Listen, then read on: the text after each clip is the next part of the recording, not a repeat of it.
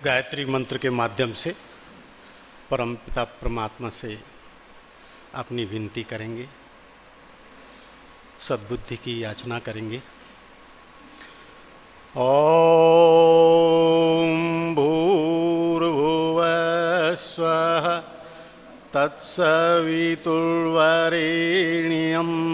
भर्गो देवस्य धीमहि धियो यो नः प्रचोदयात्।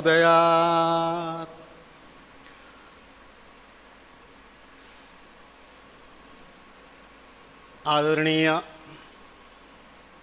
महानुभावों, मेरी माताओं बहनों, आज महर्षि दयानंद सरस्वती के दिखाए मार्ग पर चलते हुए एक नए कदम पर हम आगे बढ़ रहे हैं। ये वो कदम है जिसके लिए मैंने अपना जीवन समर्पित किया हुआ है। इस मुकाम तक पहुंचने में मुझे 38 वर्ष लग गए, लेकिन आज मैं बहुत आशान्वित हूं। मैंने अभी तक अपने साथ सिर्फ एक सन्यासी आदरणीय स्वामी ब्रह्मानंद सरस्वती जी को पाया था, लेकिन अब मुझे कुछ और विद्वान तरफदारी के ऐसे मिल गए हैं। आदरणीय सत्यजीत जी आचार्य श्री जैसे व्यक्तित्व, जिन पर मैं अब आश्वस्त हूं कि ये जो ज्योतिष की विद्या है, जो वेदांग है, वो अब आर्य समाज में अपना वास्तविक स्वरूप लेकर के निखर आएगा। और ज्योतिष के प्रति जितनी भी भ्रांतियां हैं और उन भ्रांतियों से जितना हमारे समाज का अहित हो रहा है, वो अब सदा सदा के लिए समाप्त होने वाला है।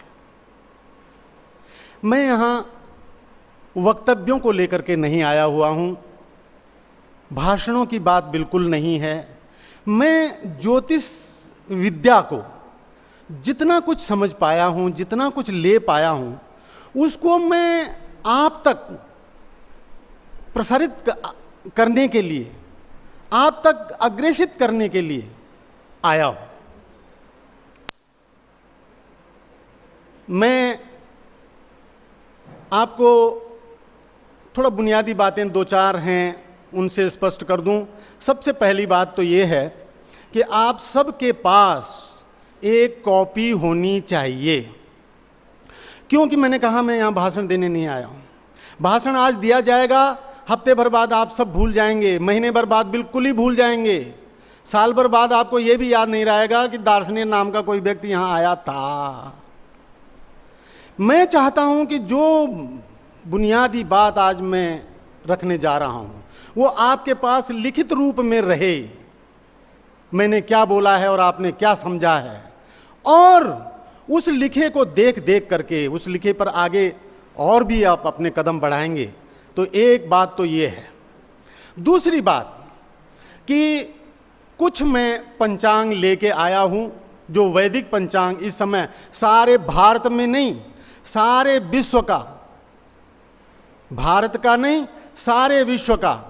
और ये मैं नहीं कह रहा हूं, सारे विश्व का शब्द जो कह रहा हूं ये मैं नहीं कह रहा हूं, ये बहुत बड़े ज्योतिषी जो आज की दुनिया में भारत के हैं, उनके नाम है डॉक्टर रहीमाल प्रसाद तिवारी। ये छत्तीसगढ़ के हैं और बहुत बड़े खगोलविद हैं। बस थोड़ा अंतर यह है कि ये जिनके नाम मैं ले रहा हूं ये सब पौराणिक लोग हैं, ये आर्य समाज के नहीं हैं। आप कहेंगे कि आर्य समाज और पौराणिक की बात यहां क्यों आ गई? पौराणिक आदमी ज्योतिष की लाग लपेट को फलित के रूप में लेकर के चलता है, बस ये अंतर है। और वो उनका जो फलित का शक है, शुबह है, संदेह है, वो आर्य समाज के लोगों के मस्तिष्क में भी भरा हुआ है। अपने अभी उज्जैन के वक्तव्य में मैंने यह बात स्पष्ट की थी कि आर्य समाज का आदमी जब कभी ज्योतिष की बात करता है तो कहता ज्योतिष को तो हम भी मानते हैं, लेकिन तुरंत बाद फिर क्या बोलता है, पर हम गणित ज्योतिष को मानते हैं, हम फलित ज्योतिष को नहीं मानते हैं। उन्हें डर लगता है कि कहीं लोग ये ना समझ जाएं कि हम फलित की बात कर रहे हैं। सच्चाई ये है, आप जानिए सच्चाई क्या है। सच्चाई ये है कि ज्योतिष होता ही गणित है, फलित होता ही नहीं है। ज्योतिष जो है वो सिर्फ गणित ही होता है, सिद्धांत ही होता है। वेदों में ज्योतिष की बात है, वेदों में फलित की बात कहीं नहीं है। लोग, पौराणिक समाज का आदमी कहता है कि ये तो आदिकाल से चल रहा है। हमने उनसे विनम्रतापूर्वक पूछा है कि अगर आदिकाल से ज्योतिष चल रहा होता तो सीता वन से चुरा ली गई, भगवान राम भटक रहे हैं। अरे कभी तो कोई उनको सलाह देता है कि तुम खामखाम इतना भटक रहे हो, वो फलानी जगह किसी ज्योतिषी के पास जाओ, वो बता देंगे कि सीता जी कहां हैं। लेकिन पूरी रामचरितमानस में, पूरे रामायण में आपको एक भी प्रसंग ऐसा नहीं मिलता जहां पर कि राम ने, लक्ष्मण ने, किसी भी व्यक्तित्व ने किसी ज्योतिषी को याद किया हो इस दृष्टि से कि चलो भाई ज्योतिषी के माध्यम से ही सही सीता जी का पता तो लग जाए। भगवान कृष्ण महाभारत में अर्जुन को एक से एक तर्क देते हैं। अर्जुन दुविधा में फंसा हुआ है, बहुत बुरी हालत में है। कहीं तो भगवान कृष्ण अर्जुन को बोलते कि चल छोड़, तू ऐसा कर, किसी ज्योतिषी के पास चल। है कहीं बात?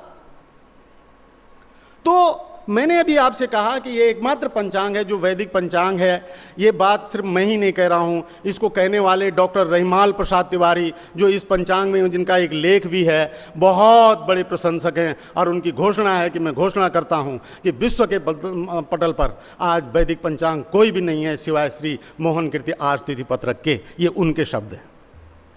ये शब्द हैं श्री अवतार कृष्ण कौल, जिन्होंने पिछले 10 वर्षों तक पंचांग प्रकाशित किए हैं, लेकिन आखिरकार पंचांग को एक तरफ छोड़ करके बैठ गए। उन्हें पता लगा कि जो मैं पंचांग प्रकाशित कर रहा हूं यह पंचांग तो गलत हो रहा है। आदरणीय महानुभाव, मैंने एक विधि बनाई है यहां पर अपनी बात को आपको रखने के लिए, और वो ये है कि सबसे पहले, एक तो हर लोग पंचांग ले लें, और याद रखें ये पंचांग आपको 100 रुपए के सहयोग संदर्भ से दिया जा रहा है। जो भी व्यक्ति, अगर आपको नहीं वो करना तो जितनी देर देखना, बाकी आप वापस कर दीजिए। लेकिन जिनको लेना है तो ये जो है 100 रुपये मूल्य से आपको लेना है। और जो कॉपी किताब हैं, कॉपी और पेन हमारे आचार्य श्री ने प्रबंध यहाँ पर किया है, तो वो भी आप जो है उसका भी मूल्य पूछ करके और कॉपी यहाँ पर भी ले सकते हैं। मैंने विधि बनाई है कि सबसे पहले हम पंचांग को, आज का पंचांग देखेंगे। ये पहली विधि है। आप पंचांग खोलेंगे, पेज नंबर 53 पर आज का पंचांग है। और पंचांग को खोलने समझने के बाद, हालांकि पंचांग में बहुत सारी बातें ऐसी आएंगी जिनको कि आप आज के स्तर पर नहीं समझ पाओगे। मैं जानता हूं आप में बहुत लोग, आप में से ऐसे भी हैं जिनको ज्योतिष का बहुत अच्छा अध्ययन है, ऐसा नहीं है। यहां पर हैं, हरिद्वार से आए हुए हैं, पतंजलि योगपीठ से आए हुए हैं डॉक्टर दीपक जी, अच्छा जानकारी रखते हैं, बहुत लोग हैं यहां पर। लेकिन मैं उनको लेकर के नहीं चल रहा हूं, मैं यहां पर उस आदमी को लेकर के चल रहा हूं, उस मां बहन को लेकर के चल रहा हूं जो बिल्कुल बुनियाद से चलेगी, और जो बुनियाद से चलेगा, जिसको कुछ भी नहीं पता है, उसे शुरू कराना है। इसलिए मैं अपनी यात्रा जो है बहुत प्रारंभ से कर रहा। दूसरी बात, पंचांग देखने के बाद फिर आपको संकल्प मंत्र में कराऊंगा। यह संकल्प मंत्र एक बहुत बड़ी हमारी सांस्कृतिक तकनीक है। क्या कहा मैंने इसके लिए? सांस्कृतिक तकनीक है, काल से जुड़ने की, काल से जुड़ने का एक पासवर्ड है ये। और ये पासवर्ड आपका गलत जुड़ जाएगा तो आप नहीं जुड़ पाएंगे। काल बहुत बड़े अर्थ रखता है। अभी हम आएंगे इस बात पर कि सूर्य सिद्धांत ने 2 अर्थ दिए हैं काल के। तो ये पासवर्ड आपको सही करना है। हमारे आर्य समाज के विद्वानों में अभाव है इस बात का कि वो संकल्प मंत्र को पूरी दिलेरी के साथ, पूरी खुल करके उस ढंग से नहीं रख पाते हैं। और कई बार मैंने देखा, मुझे ऐसे विवाहों में जाने का अवसर मिला है जहां पर एक तरफ से पौराणिक पंडित होता है और एक तरफ से हमारा वैदिक पंडित होता है, और मैंने देखा है कि समाज में वो जो पौराणिक पंडित है वो मुखरित हो जाता है और हमारे अपने वैदिक पंडित जो हैं वो द्वितीयक, सेकेंडरी से होकर के और अलग थलग से दिखते हैं। हो सकता है बहुत पढ़े लिखे समाज में ऐसा नहीं हो, जहाँ वैदिक विद्वानों की बहुत ऊंची कदर है, उनकी विद्या को पहचानने वाले हैं, वहाँ हो सकता है ऐसा नहीं हो, लेकिन मैंने देखा है। और वो समाज में चूंकि वहाँ वो लोग उन्हीं के स्तर के होते हैं, तो उनमें उनके जो पौराणिक पंडित के 50 प्रशंसक मिल जाते हैं। अरे भाई क्या बात, देखिए हमारे पंडित जी ने तो ऐसा मंत्र पढ़ा कि वो वैदिक जो आर्य समाजियों का था वो तो चुप रह गया, उसको तो कुछ बोला ही नहीं गया। हमारा आर्य समाज का विद्वान, जिसको बहुत बड़े विश्वविद्यालय ने आचार्य और शास्त्री की डिग्री दी हुई होती है, वो यहां से तो डिग्री हासिल कर लेता है, लेकिन उस अनपढ़ आदमी और उन गंवारों के बीच में जो है वो उसको उठा देते हैं जिसको कुछ भी नहीं पता है, और जो इतना बड़ा विद्वान है उसको वो कुछ भी नहीं समझ पाते हैं। हमको ऐसी व्यवस्था करनी है कि हम जहां जाएं वहां हम मुखरित हों और हमारे सामने दूसरा बोल न सके। मेरी ये कोशिश है और मैं आपको विश्वास दिलाता हूं कि आज से बाद, ये पंचांग की बात को समझने के बाद, आपका एक बहुत निर्बल पक्ष आज से बहुत प्रबल हो जाएगा। तो दूसरा जो चैप्टर है, दूसरा जो मेरा कार्य है, वो है आपको संकल्प पाठ का कराने का। ये मैं रोज कराता रहूंगा, हर सेशन की, हर जो जिस दिन भी जो मेरा कार्यक्रम है, दो अवधियां हैं, एक 9 बजे से है, 9:30 बजे से है, एक 2 बजे से है। इन दोनों में मैंने ये संकल्प कराना है और पंचांग को आपको दिखवाना है। ऐसा इसलिए करना है क्योंकि 8 बार हम बैठेंगे, इन 8 बारों में आप परिपक्व हो जाएंगी, आप परिपक्व हो जाएंगे, आप अभ्यस्त हो जाएंगे। आपको लगेगा कि हाँ ठीक है, ये सारी चीजें मेरे लिए अब बिल्कुल कठिन नहीं रह गई हैं और मैं ये आसानी से देख सकता हूं, मैं देख सकती हूं आसानी से, सब मेरे को बिल्कुल अभ्यस्त हो गया हूं मैं। ऐसी स्थिति में मैं आपको लाना चाहता हूं। आयोजकों का धन्यवाद करते हुए अब मैं सीधे विषय पर आ रहा हूं, और तीसरा कार्यक्रम है मेरा, वो है कि मैंने आपको रोज 3 पेज लिखवाने हैं। ये 3 पृष्ठ आपको लिखने हैं। मैं 24 पृष्ठ का मैटर बना के लाया हूं आपके लिए, 24 पृष्ठ का। इसमें बुनियाद से लेकर के और ऊंचे ज्योतिष तक की बात है। वो 24 पृष्ठ आपने लिखने हैं, तो तब हो सकता है जब आप 3 पृष्ठ प्रतिदिन लिखेंगे।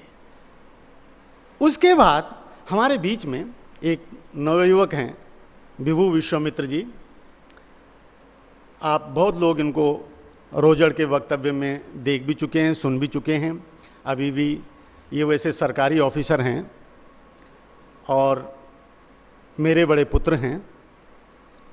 ये ज्योतिष के पूरे संज्ञान को ले चुके हैं, पंचांग की पूरी गणना विधि को समझ चुके हैं, और ये आपको प्रतिदिन प्रोजेक्टर पर भी और अन्य भी माध्यमों से, लेकिन ये एक 20 मिनट का ये आपको इंट्रोडक्टरी ज्योतिष के बारे में वक्तव्य देंगे। तो आज हम पहले शुरू करते हैं पंचांग देखने से। आइए, पृष्ठ संख्या 53।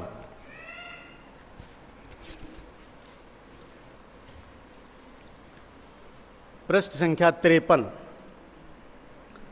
बिल्कुल आप लोग हल्के मन से लीजिए, हल्के मस्तिष्क से लीजिए, वह अपने ऊपर भार बिल्कुल मत समझिए, और ऐसा बिल्कुल भी नहीं सोचिए कि ज्योतिष पता नहीं तो बहुत, ऐसा कुछ नहीं, बहुत साधारण है, बिल्कुल साधारण है। थोड़ी सी लगने की बात है, लगाव की बात है, और फिर आप देखिए तो आप देखेंगे पृष्ठ 53 पर सबसे ऊपर लिखा है शक संवत। ये महाराजा शालिवाहन का चलाया हुआ शक 1938, उसके बाद लिखा है दक्षिणायण। साल में 2 आयन होते हैं, एक उत्तरायण और एक दक्षिणायण। इन पर हम परिचयात्मक रूप से आगे बात करेंगे, अभी तो हम सिर्फ पंचांग देख रहे हैं। उसके बाद लिखा है उत्तर गोल, भूमध्य रेखा का उत्तरी भाग उत्तर गोल और दक्षिणी भाग दक्षिण गोल। सूर्य की स्थिति जहां होती है उससे तात्पर्य होता है ये गोल। पंचांग का पेज नंबर 53 आपके पास प्रोजेक्टर में भी खुला हुआ है, लेकिन जिनके पास पंचांग उपलब्ध हैं वो अपने पास देखें। नभस मास, ये वैदिक श्रावण मास है। वेद में महीनों के नाम मधु, माधव, शुक्र, शुचि, नभस, नभस्य ऐसे हैं। आपको बड़ी अच्छी बात बताऊं, अच्छी इसलिए कि आपको प्रेरणा मिलेगी कि एक व्यक्ति ने मुझे ये लिखा कि आपने तो महीनों के ही नाम ऐसे लिखे हुए हैं कि हमने कभी सुने ही नहीं हैं। तो मैंने उनसे निवेदन किया कि भाई, अगर आपने वेद नहीं पढ़े हैं, वेदों में ज्योतिष को नहीं देखा है, तो ये मेरी कमी है कि आपकी कमी है? आपको पता ही नहीं है, आप नभस मास को सुन रहे हैं और आपको आश्चर्य हो रहा है कि ये नभस मास कहां से। अरे भाई, वेद में नभस मास श्रावण का नाम दिया हुआ है। श्रावण लौकिक मास है, नभस वैदिक मास है, आपको पता होना चाहिए। और मैं तो ऐसा दिन देखना चाह रहा हूं जबकि लोगों को बिल्कुल नभस जो वैदिक महीने हैं, वैदिक तिथियां हैं, ये उनको बिल्कुल ऐसे मुखरित हो जाएं, उनके मुख से, कंठ से उनको ये बिल्कुल स्मरण हो जाएं। बिल्कुल ऐसा दिन देखना चाहता हूं। लेकिन जब हम उस कदम को बढ़ाएंगे ही नहीं, वेदों की तरफ चलेंगे ही नहीं, तो हम पहुंचेंगे कहां से? पहुंचने की पहली शर्त है चलना। कदम आगे बढ़ाने से इनकार कर दोगे तो पहुंचोगे नहीं। वेदों की ओर चलो, तो पंचांग में भी वेदों की ओर चलो। तो नभस मास के बाद दिया है वर्षा ऋतु, वर्ष संवत, संबसंति ऋतवः, जिसमें ऋतुओं का वास होता है उसको संवत कहते हैं। तो संवत में 6 ऋतुओं का वास होता है। उन 6 ऋतुओं में से यह वर्षा ऋतु है। वर्षा ऋतु, श्रावण मास और दक्षिणायन, ये एक ही दिन शुरू होते हैं। ये विवेचना की बातों पर बाद में। और विक्रम संवत 2073, इस नाम साधारण संवत्सर है। ये संवत्सरों की जब व्याख्या समझाएंगे तो वहां पर आपको यह भी समझाएंगे साधारण संवत्सर कैसे आया। उसके बाद आप आ जाइए सीधे आज की गते पे, 4 गते पे आ जाइए आप।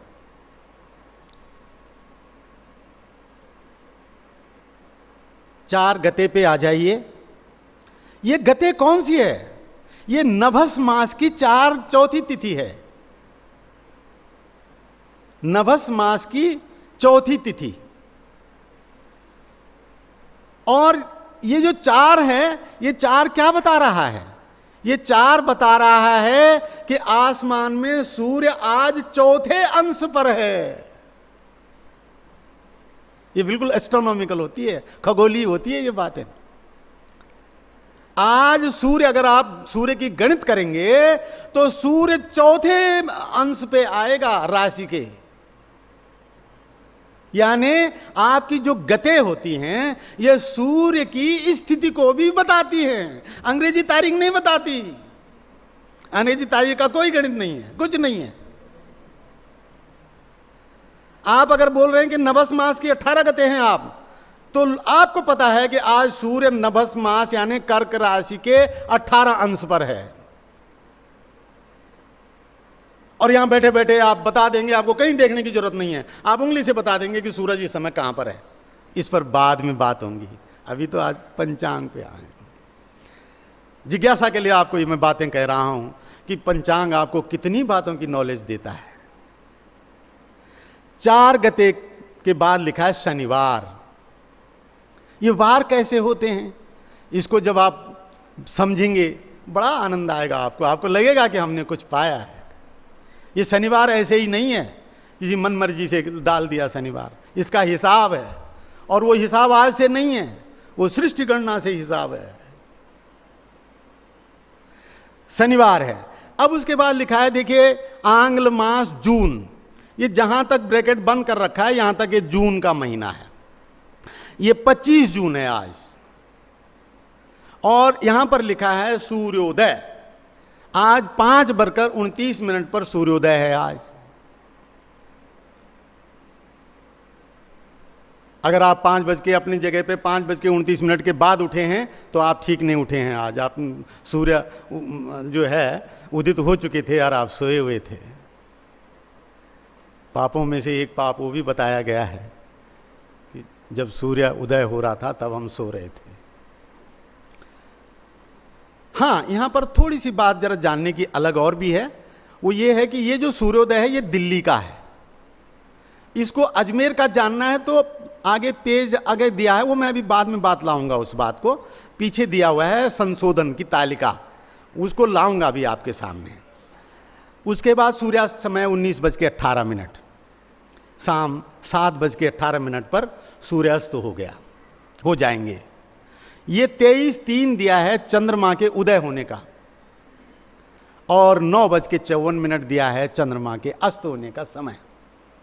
उसके बाद ये आषाढ़ कृष्ण पक्ष है। आषाढ़ कृष्ण पक्ष की आज आई पंचमी। ये पंचमी दिन में 3:38 तक रहेगी। अगर आप कोई कार्य 3:38 तक कर रहे हैं तो आप पंचम्याम तिथौ बोलेंगे। लेकिन अगर आप 3:38 के बाद कर रहे हैं कोई काम, आप 4 बजे कर रहे हैं, तब आप बोलेंगे पंचम्याम तिथो वर्तमाने षष्ठ्याम। पंचमी तिथि का उदय तिथि है, क्योंकि जो उदय तिथि होती है उसकी भी उसकी सत्ता बोलनी होती है, और तब वर्तमाने षष्ठ्याम तिथो ऐसा बोलेंगे आप। अब देखिए, आपके पास पंचांग नहीं होगा और आप कोई काम किसी के घर 4 बजे कर रहे हैं, वहां पर संकल्प पाठ कर रहे हैं, तो आप तो गलत ही बोलेंगे ना। गलत तो गलत है, काम का गलत, वचन का गलत, सुनने का गलत, गलत तो गलत है ना। गलत वो है जिसके आर्य समाज समर्थन नहीं करता है।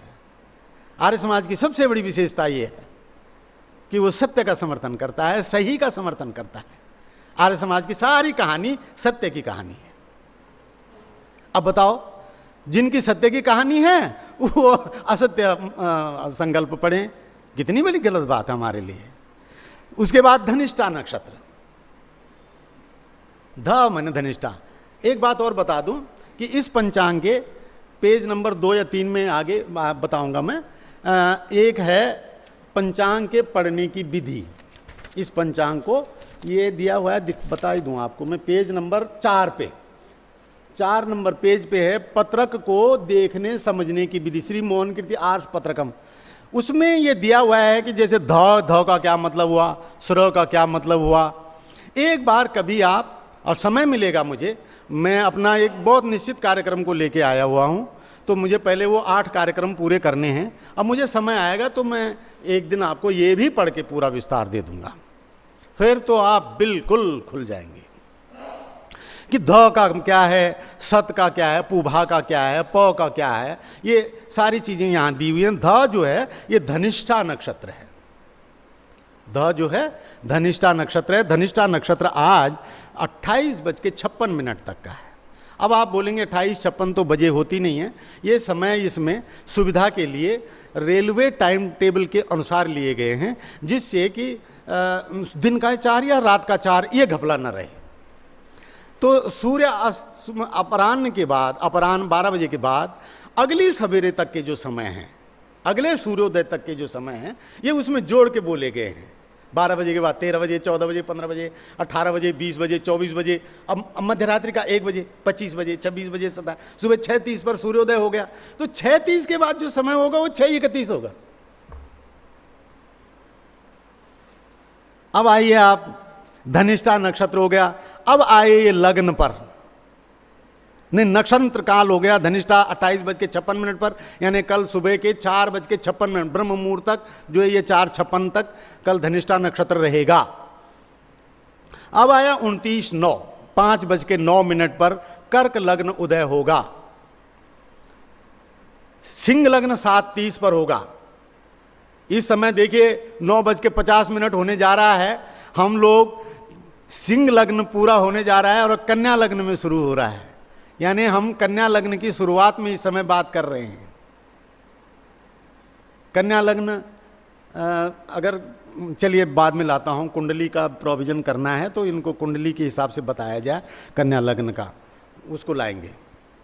तो कन्या लग्न हो जाएगा 9:50 पर, और ये कन्या लग्न जो है उसके बाद तुला लग्न, ये सारे लग्नों का टाइम दिया हुआ है। उसके बाद इसमें फिर आगे की क्या स्थितियां हैं, वो त्योहार वाले व्रत पर्व त्योहार के खाने में उस दिन के वो सारे मैटर लिखे होंगे जो उस दिन की विशेषताएं हैं, एस्ट्रोनॉमिकल विशेषताएं, त्योहारों की विशेषताएं। अब इसमें त्योहार में हमने कुछ पौराणिक त्योहार भी दिए हुए हैं, जैसे करवा चौथ है या और भी त्योहार हैं। अच्छा, ऐसे इसलिए दिए हुए हैं हमने कि पंचांगों की, देखिए पंचांगों से बेशक आर्य समाज का पंचांग को नहीं जानता आदमी, लेकिन उसके कारण लोगों का अहित नहीं हो रहा है।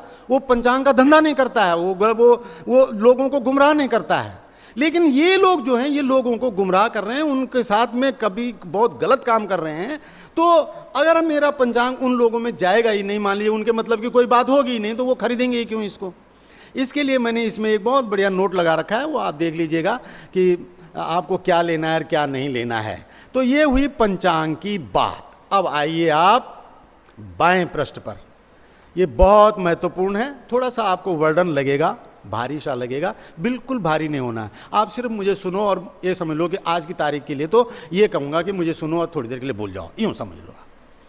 बहुत ही, क्योंकि आपको लगेगा अरे इतनी चीजें, तो कई लोग ऐसे होंगे जो ये समझ लेंगे कि इतना तो ये तो बहुत ज्यादा वैसा लग रहा है। ऐसा बिल्कुल भी नहीं है।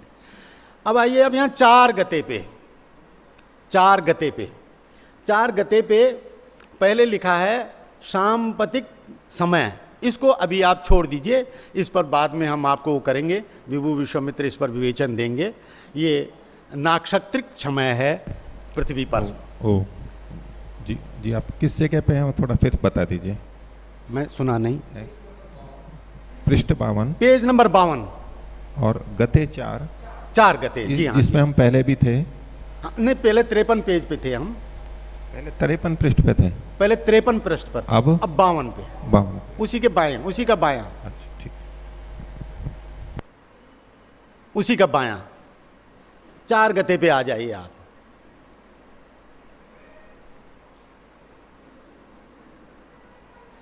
चार गते पे आ जाए। बहुत बहुत धन्यवाद आप लोगों का, आप बहुत गंभीरता से ले रहे हैं और आप ज्योतिष पूरा सीख जाएंगे। मैं आपके लिए 4 दिन के कोर्स में बहुत दिनों का लेके आया हूं। कुछ कह रही हैं पीछे बहन जी। 4 गते में आप देखेंगे सबसे पहले लिखा है ये देखिए सूर्य के नीचे लिखे हैं भोगांश, सर, दूरी, विषुवांश, क्रांति और बिंबमान। सूर्य के नीचे ऊपर कॉलम में देखिए, तो इसी सूर्य के नीचे 4 गते के सामने लिखा है 93 अंश, 52 कला, 15 विकला। अब ये मैं इसलिए ले रहा हूं कि अब मैं जब ऐसे पढ़ते पढ़ते रहूंगा 2-4 दिन में आप अभ्यस्त हो जाएंगे, फिर आप ये भी जान जाएंगे कि अंश क्या है, कला क्या है, विकला क्या है, और फिर आप ये भी जानेंगे कि ये अंश विकला, कला विकला में कहां राशि बन रही है, अपने आप ही जान जाएंगे आप। इसलिए मैं पहले दिन के लिए आपको ज्यादा वो नहीं कर रहा हूं, आप सुनो और बस जो सुन लिया वो सुन लिया। तो ये सूर्य की स्थिति है आसमान में, सूर्य की स्थिति है आसमान में। ये आसमान वाली बात एक साधारण बात है, थोड़ी पढ़ी लिखी बात करें तो क्रांति वृत्त में आसमान में क्रांति वृत्त जो है, और क्रांति वृत्त बोले तो जिस पथ पर पृथ्वी घूमती है उस पथ पर 93वें अंश में, 52वीं कला में, 15वीं विकला में इस समय सूर्य था। किस समय? ये सुबह 5:30 पर। अब देखिए यहां 30-30 अंश की एक राशि होती है, 30-3 90, 3 राशि चली गई, मेष वृष मिथुन 3 राशि चली गई। अब चौथी राशि आई कर्क, कर्क के 3 अंश पे सूर्य है और 52 कला, ये 3 अंश जाने के बाद यानी चौथे अंश पर है। 4 गते चौथे अंश पर सूर्य है, यह आपने देख लिया। सूर्य है 93 अंश 52 कला 15 विकला पर। उसके बाद आ जाइए चंद्रमा के को उसमें खाने में, यह चंद्रमा है 328 अंश 35 कला 6 विकला। मेरा उद्देश्य आप लोगों को धीरे धीरे ज्योतिष के शब्दावली से परिचित करा देने का भी है। इसलिए ये जो 328 35 6 है, इसको ज्योतिष की भाषा में बोलते हैं भोगांश। क्या कहते हैं इसको? भोगांश। अगर कभी कोई भोगांश शब्द बोले तो आप समझ जाना कि ये क्रांति वृत्त में कोई पॉइंट है जहां पर ये ग्रह है, और क्रांति वृत्त कोई बोले तो आप समझ जाना कि ये वो मंडल है जिसमें पृथ्वी घूमती है सूर्य की परिक्रमा करते हुए। ऐसे आपको बातें आती रहेंगी। मेरा उद्देश्य है, मैं उद्देश्य बना करके आया हूं कि मैंने सभी प्रमुख शब्दों को आपको समझा देना है, ज्योतिष के सारे प्रमुख शब्दों को। इसलिए आपकी उपस्थिति इस पूरे शिविर में कितनी आवश्यक है। एक दिन भी अगर कोई रह जाएगा तो उस दिन के सबक को पूरा नहीं कर पाएगा। 328 अंश, अब देखो 328 अंश, 30 अंश की एक राशि होती है, 360 अंश का पूरा वृत्त होता है। वो पूरा वृत्त 12 भागों में 12 राशियों में बंटा है। तो एक राशि 30 अंश की हुई।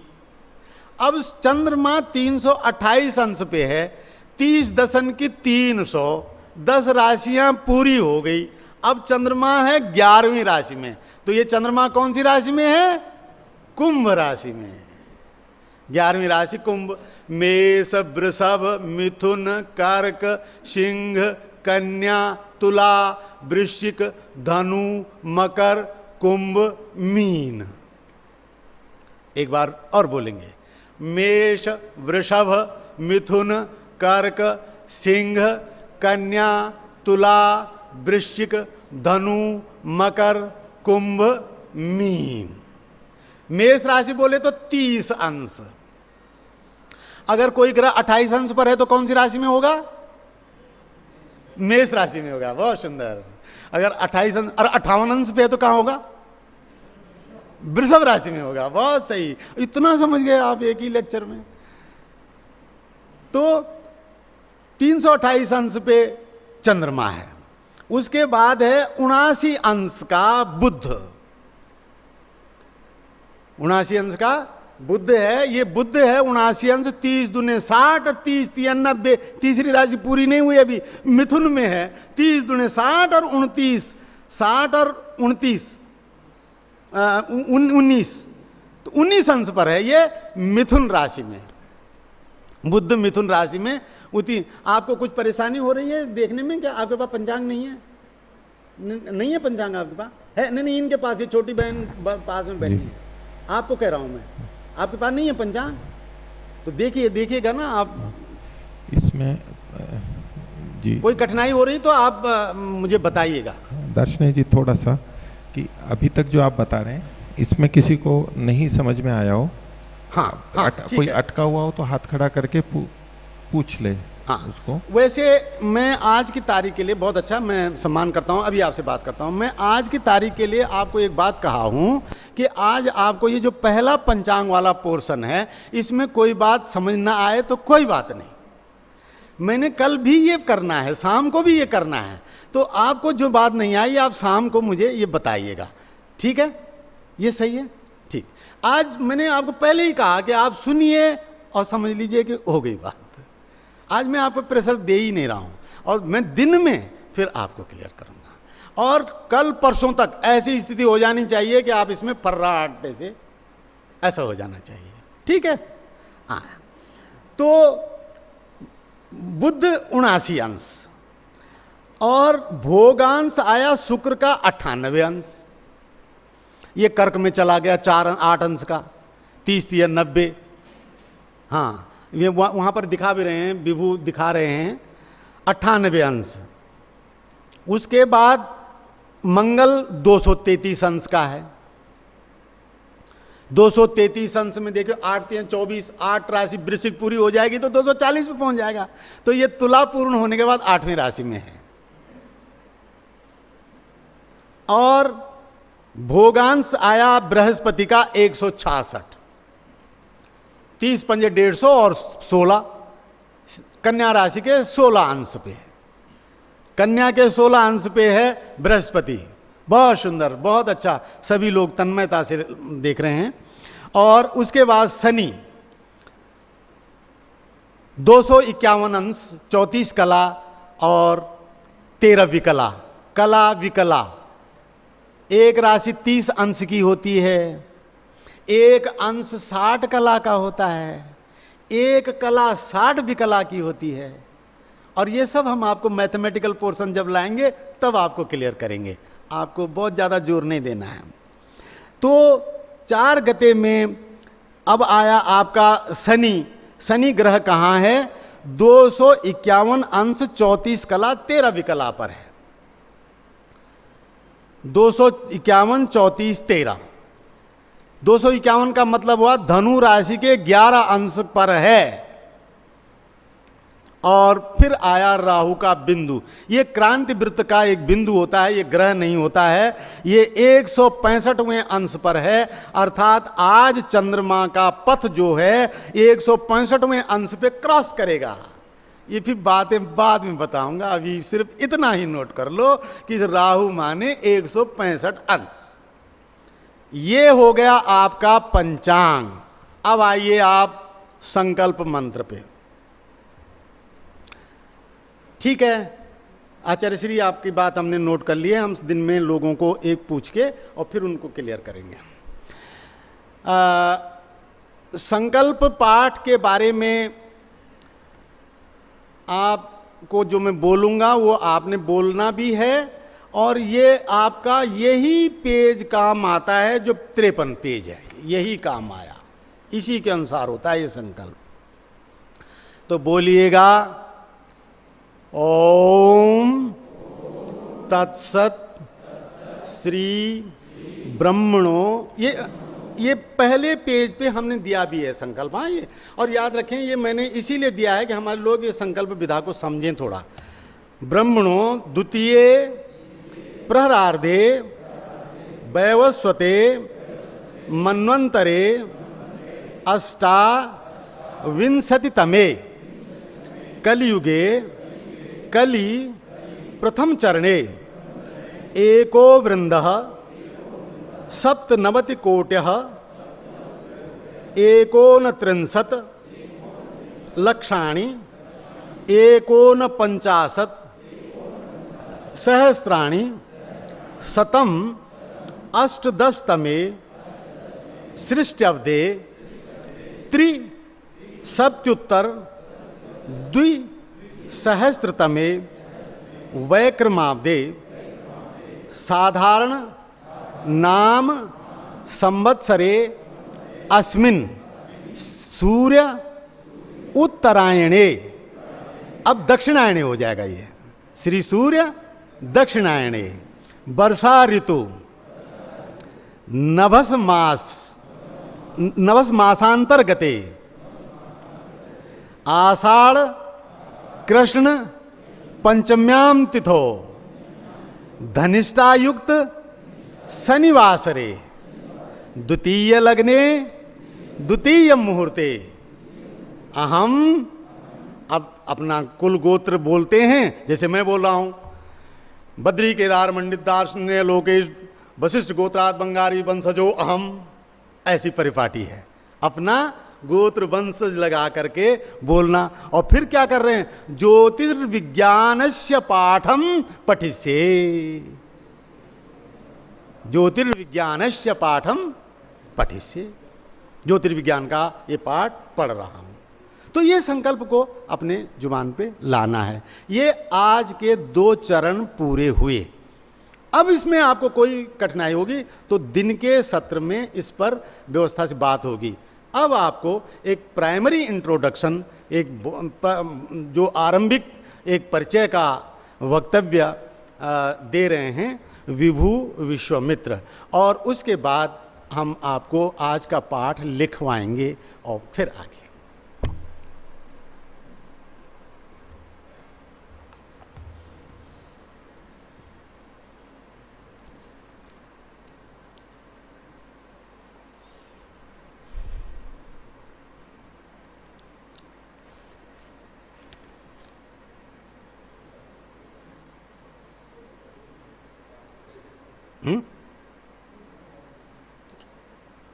Mic mic.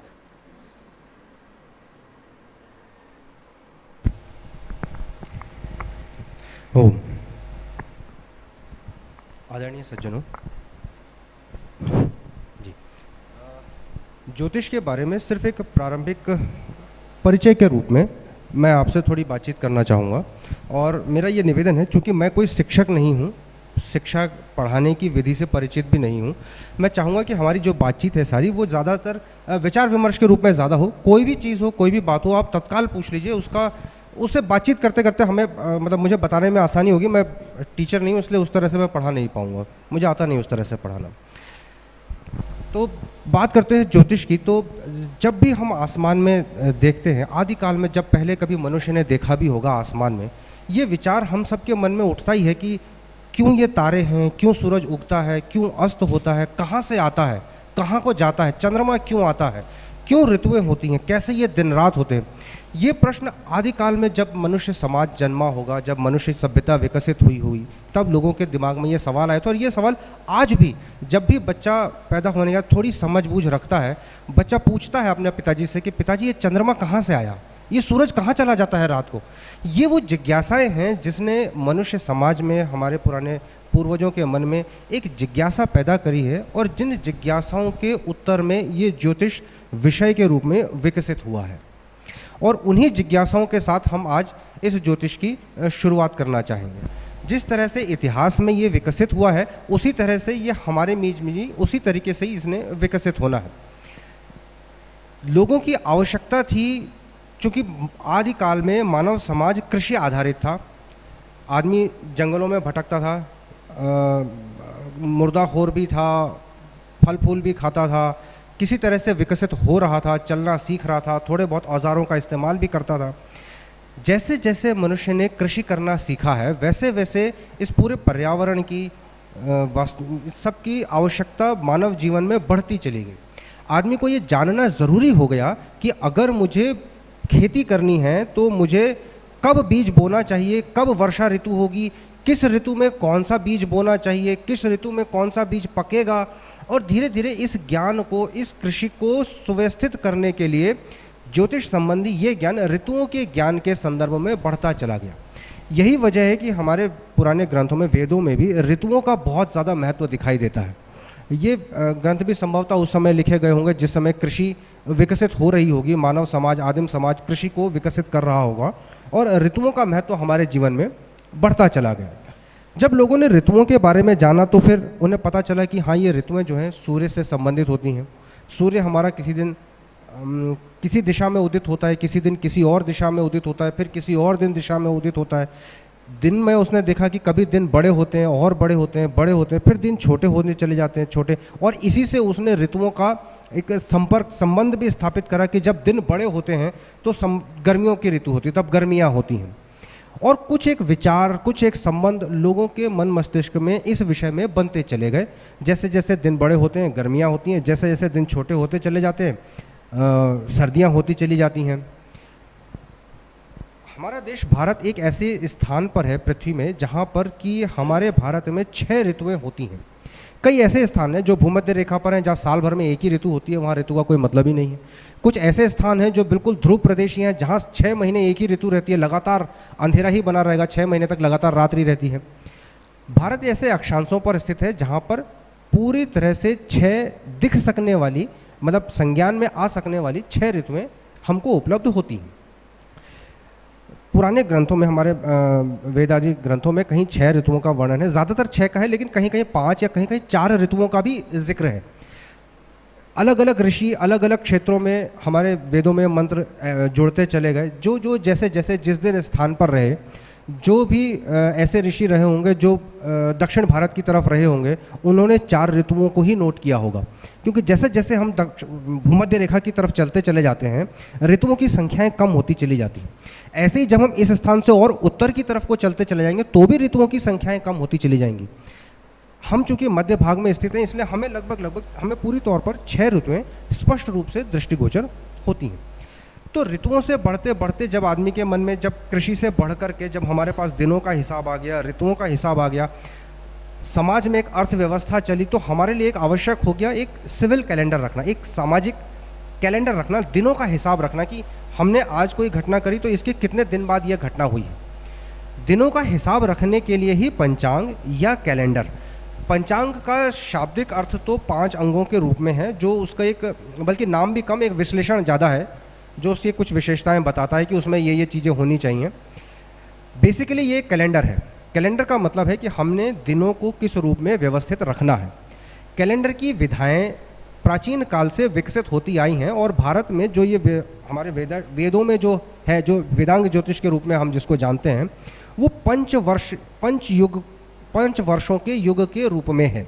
युग मतलब है एक टाइम पीरियड जिसमें कुछ घटनाएं आपस में रिपीट होती हैं।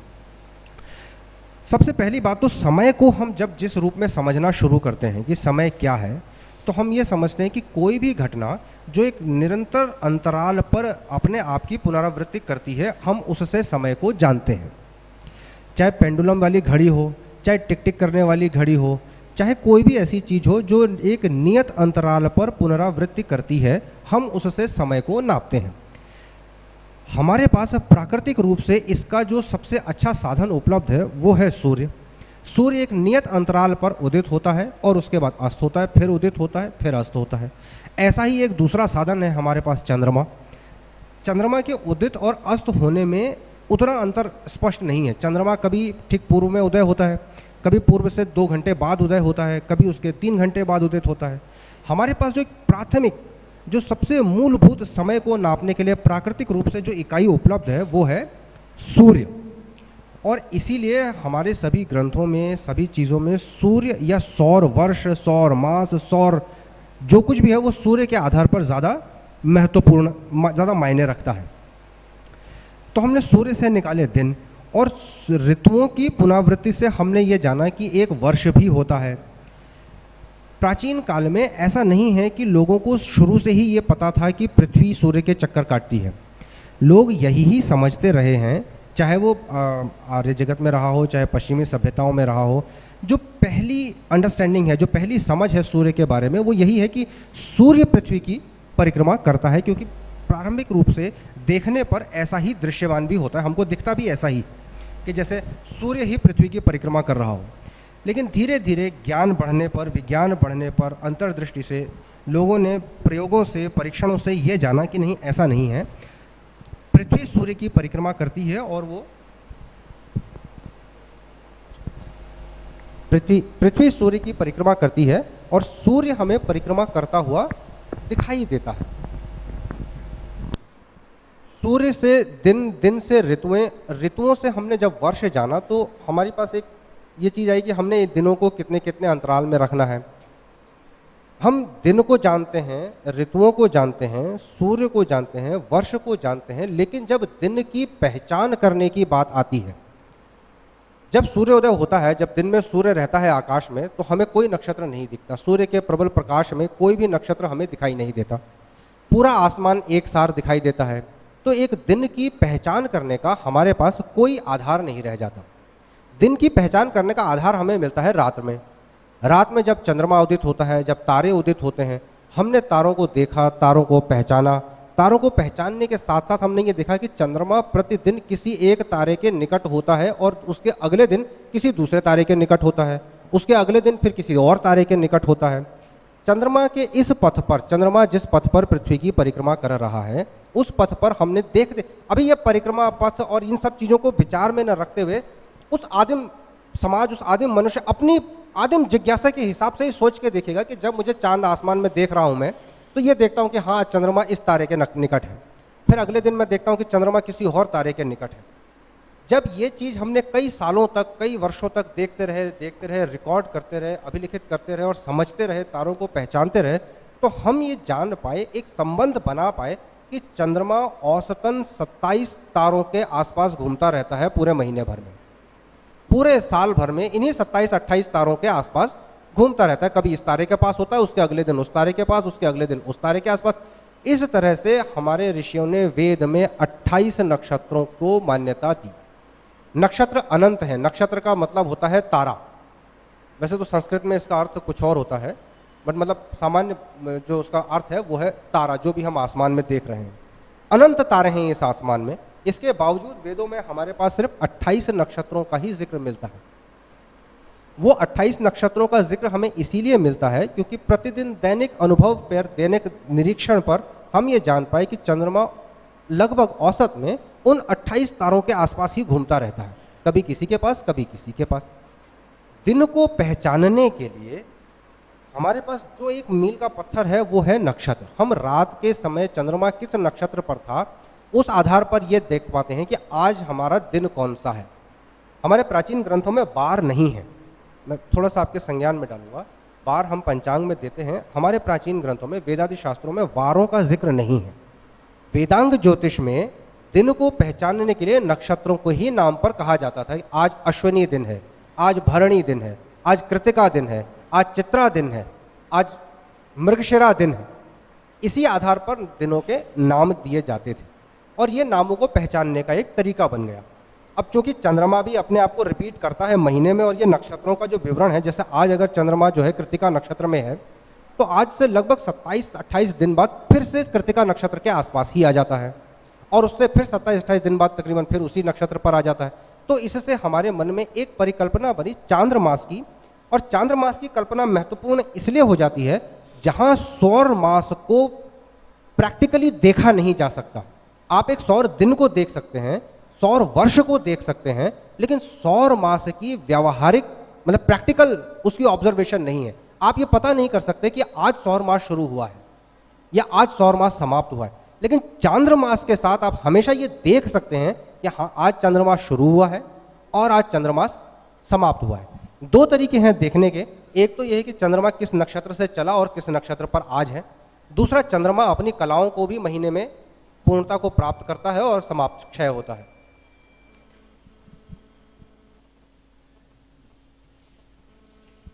वो भी चांद्रमास का एक आधार है कि चंद्रमा उदित होता है, उदित मतलब अमावस्या के बाद नवीन चंद्रमा उदित होता है, पूर्णमासी को पूर्णता को प्राप्त होता है और फिर अगली अमावस्या को समाप्त होता है।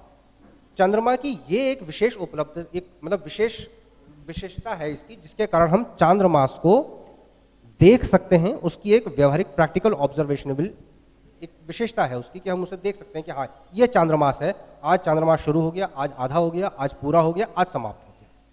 तो चांद्रमासों की गिनती के लिए हमारे ग्रंथों में मासों की गिनती के लिए चांद्रमास महत्वपूर्ण हो गया। इसलिए महत्वपूर्ण हो गया क्योंकि सौर मास को देखा, व्यवहारिक रूप से देखा नहीं जा सकता। अब समस्या आती है, जैसे जैसे ये चीजें आगे बढ़ती गई, लोगों ने इन चीजों के संबंध भी स्थापित करे, और जब संबंध स्थापित करे तब ऑब्जर्वेशन करा तो कुछ चीजें निकल कर आनी सामने हुई, कुछ कुछ चीजें पता चलती गई। पता ये चला कि जो हमारा सौर वर्ष है, जिसको उन्होंने 12 बराबर भागों में बांटा, एक एक सौर मास के नाम से, हर एक सौर माह में लगभग 30 दिन रखे, 360 दिन का एक सौर मास माना, एक सौर वर्ष माना। 360 ये जो बोला गया है 360, ये एक वृत्त के अंश है, क्योंकि पृथ्वी का जो परिक्रमा कक्ष है वो अंडाकार है, वृत्ताकार नहीं।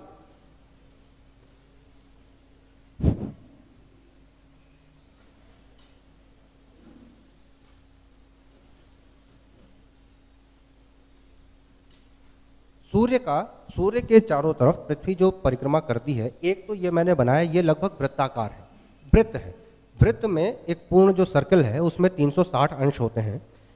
यदि पृथ्वी वृत्ताकार पथ में ही परिक्रमा कर रही होती तो हमारे पास एक सौर वर्ष में 360 दिन ही होने थे, लेकिन जो पृथ्वी का परिक्रमा पथ है वो ऐसा न होकर के ऐसा है, अंडाकार है। यहां पर वृत्त के व्यास से थोड़ा कम और यहां पर वृत्त के व्यास से थोड़ा ज्यादा। कुल मिला करके इस अंडाकार पथ के कारण पृथ्वी को अपनी परिक्रमा करने में 360 से ज्यादा दिन लगते हैं। 365 दिन 5 घंटे 48 मिनट ऐसे कुछ लगते हैं लगभग, जिसको हम एक सौर वर्ष कहते हैं। पृथ्वी के चारों तरफ जो चंद्रमा परिक्रमा कर रहा है पृथ्वी की, जब लोगों ने ये जाना कि सौर वर्ष हमारा इतने दिनों का होता है, और जब चंद्रमा के 12 महीनों को उन्होंने जोड़ करके देखा तो ये पाया कि एक सौर वर्ष में चंद्रमा के 12 महीनों के बाद भी अवधि शेष रहती है। इसको मैं अगर गणित में समझाऊं तो जो चंद्रमा का जो वर्ष होता है ये लगभग 29.5 दिन का होता है। एक महीना चंद्रमा अपनी एक परिक्रमा 29.5 दिन में ही पूरी कर लेता है, 28.5 दिन में। और जो एक वर्ष है, जब 12 महीने पूरे होते हैं, एक पूरे वर्ष में ये हमारा तकरीबन 10-10 दिन पहले ही इसका 12 महीने पूरे हो जाते हैं। 354 दिन का ही वर्ष होता है, जबकि हमारा जो सौर वर्ष है वो 365 दिन का होता है, 11 दिन कम है। ये अंतर गणित में तो लोगों को बाद में पता चला है, लेकिन इस अंतर का संज्ञान बार बार ऑब्जर्वेशन से हमारे ऋषियों को ये चीजें पता चल गई थी, और इसकी संबंध में उन्होंने संबंध बनाने के प्रयास करे। इसी संबंध का प्रयास का नतीजा है कि वेदों में हमें क्षय मास का जिक्र मिलता है। इसी जब लोगों को यह पता चला कि हाँ, ये सौर वर्ष में और चांद्र वर्ष में अंतर है, इस अंतर को कैसे करके समायोजित किया जाए, क्योंकि हमने महीना तो हमने चांद्र से नाप दिया, चांद से नाप दिया। हमने कहा कि आज एक महीना हो गया, आज इस महीने में हमको, उदाहरण के लिए कह रहा हूं कि सपोज इस महीने में हमको गेहूं के बीज बोने चाहिए, इस महीने में ऋतु भी गेहूं के लिए उपयुक्त है। जब हम एक साल बाद वापस आए, उसके अगले साल जब हमने बीज बोना था, तो हमारे ये जो 10 दिन का अंतर है, ये 10 दिन का अंतर एक साल में तो पता संज्ञान में नहीं आया होगा, लेकिन जब ये करते करते 1 साल, 2 साल, 3 साल, 10 साल, 50 साल जब करते करते लोगों ने देखा, तो लोगों ने देखा कि नहीं, हमने 10 साल पहले जिस ऋतु में बीज बोए थे, महीना भले ही वही है लेकिन वो ऋतु नहीं। इसी प्रकार की ऑब्जर्वेशन से ये चीजें स्पष्ट हुई हैं कि ये अंतर है। फिर इन अंतरों को गणित से, प्रयोगों से गणित करके देखा गया कि ये अंतर कितना है। उस जमाने के, उस समय की तकनीक, उस जमाने के औजारों के हिसाब से उन्होंने जिस हिसाब से भी गणित करा, उस हिसाब से उन्होंने कुछ अंतर निकाले और उन अंतरों को समावेश करने के लिए सिद्धांत बनाए। वो सिद्धांत इतने उचित और इतने तार्किक हैं कि वो सिद्धांत आज की तारीख में भी अक्षरशः लागू हो सकने की स्थिति में है। फर्क सिर्फ इतना है कि जो गणित के आधार पर अंतर उन्होंने आज से 2000-3000 साल पहले निकाला, वो गणित का अंतर आज के आधुनिक युग में हम अधिक सूक्ष्मता और अधिक स्पष्टता से गणित कर पाते हैं।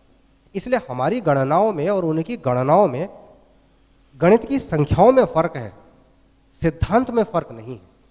सिद्धांत आज भी वही है जो वेदांग ज्योतिष में आज से 3500 साल पहले हमें लिखा गया था, और आज भी वही, सिर्फ गणित की मूलभूत संख्याओं में फर्क है।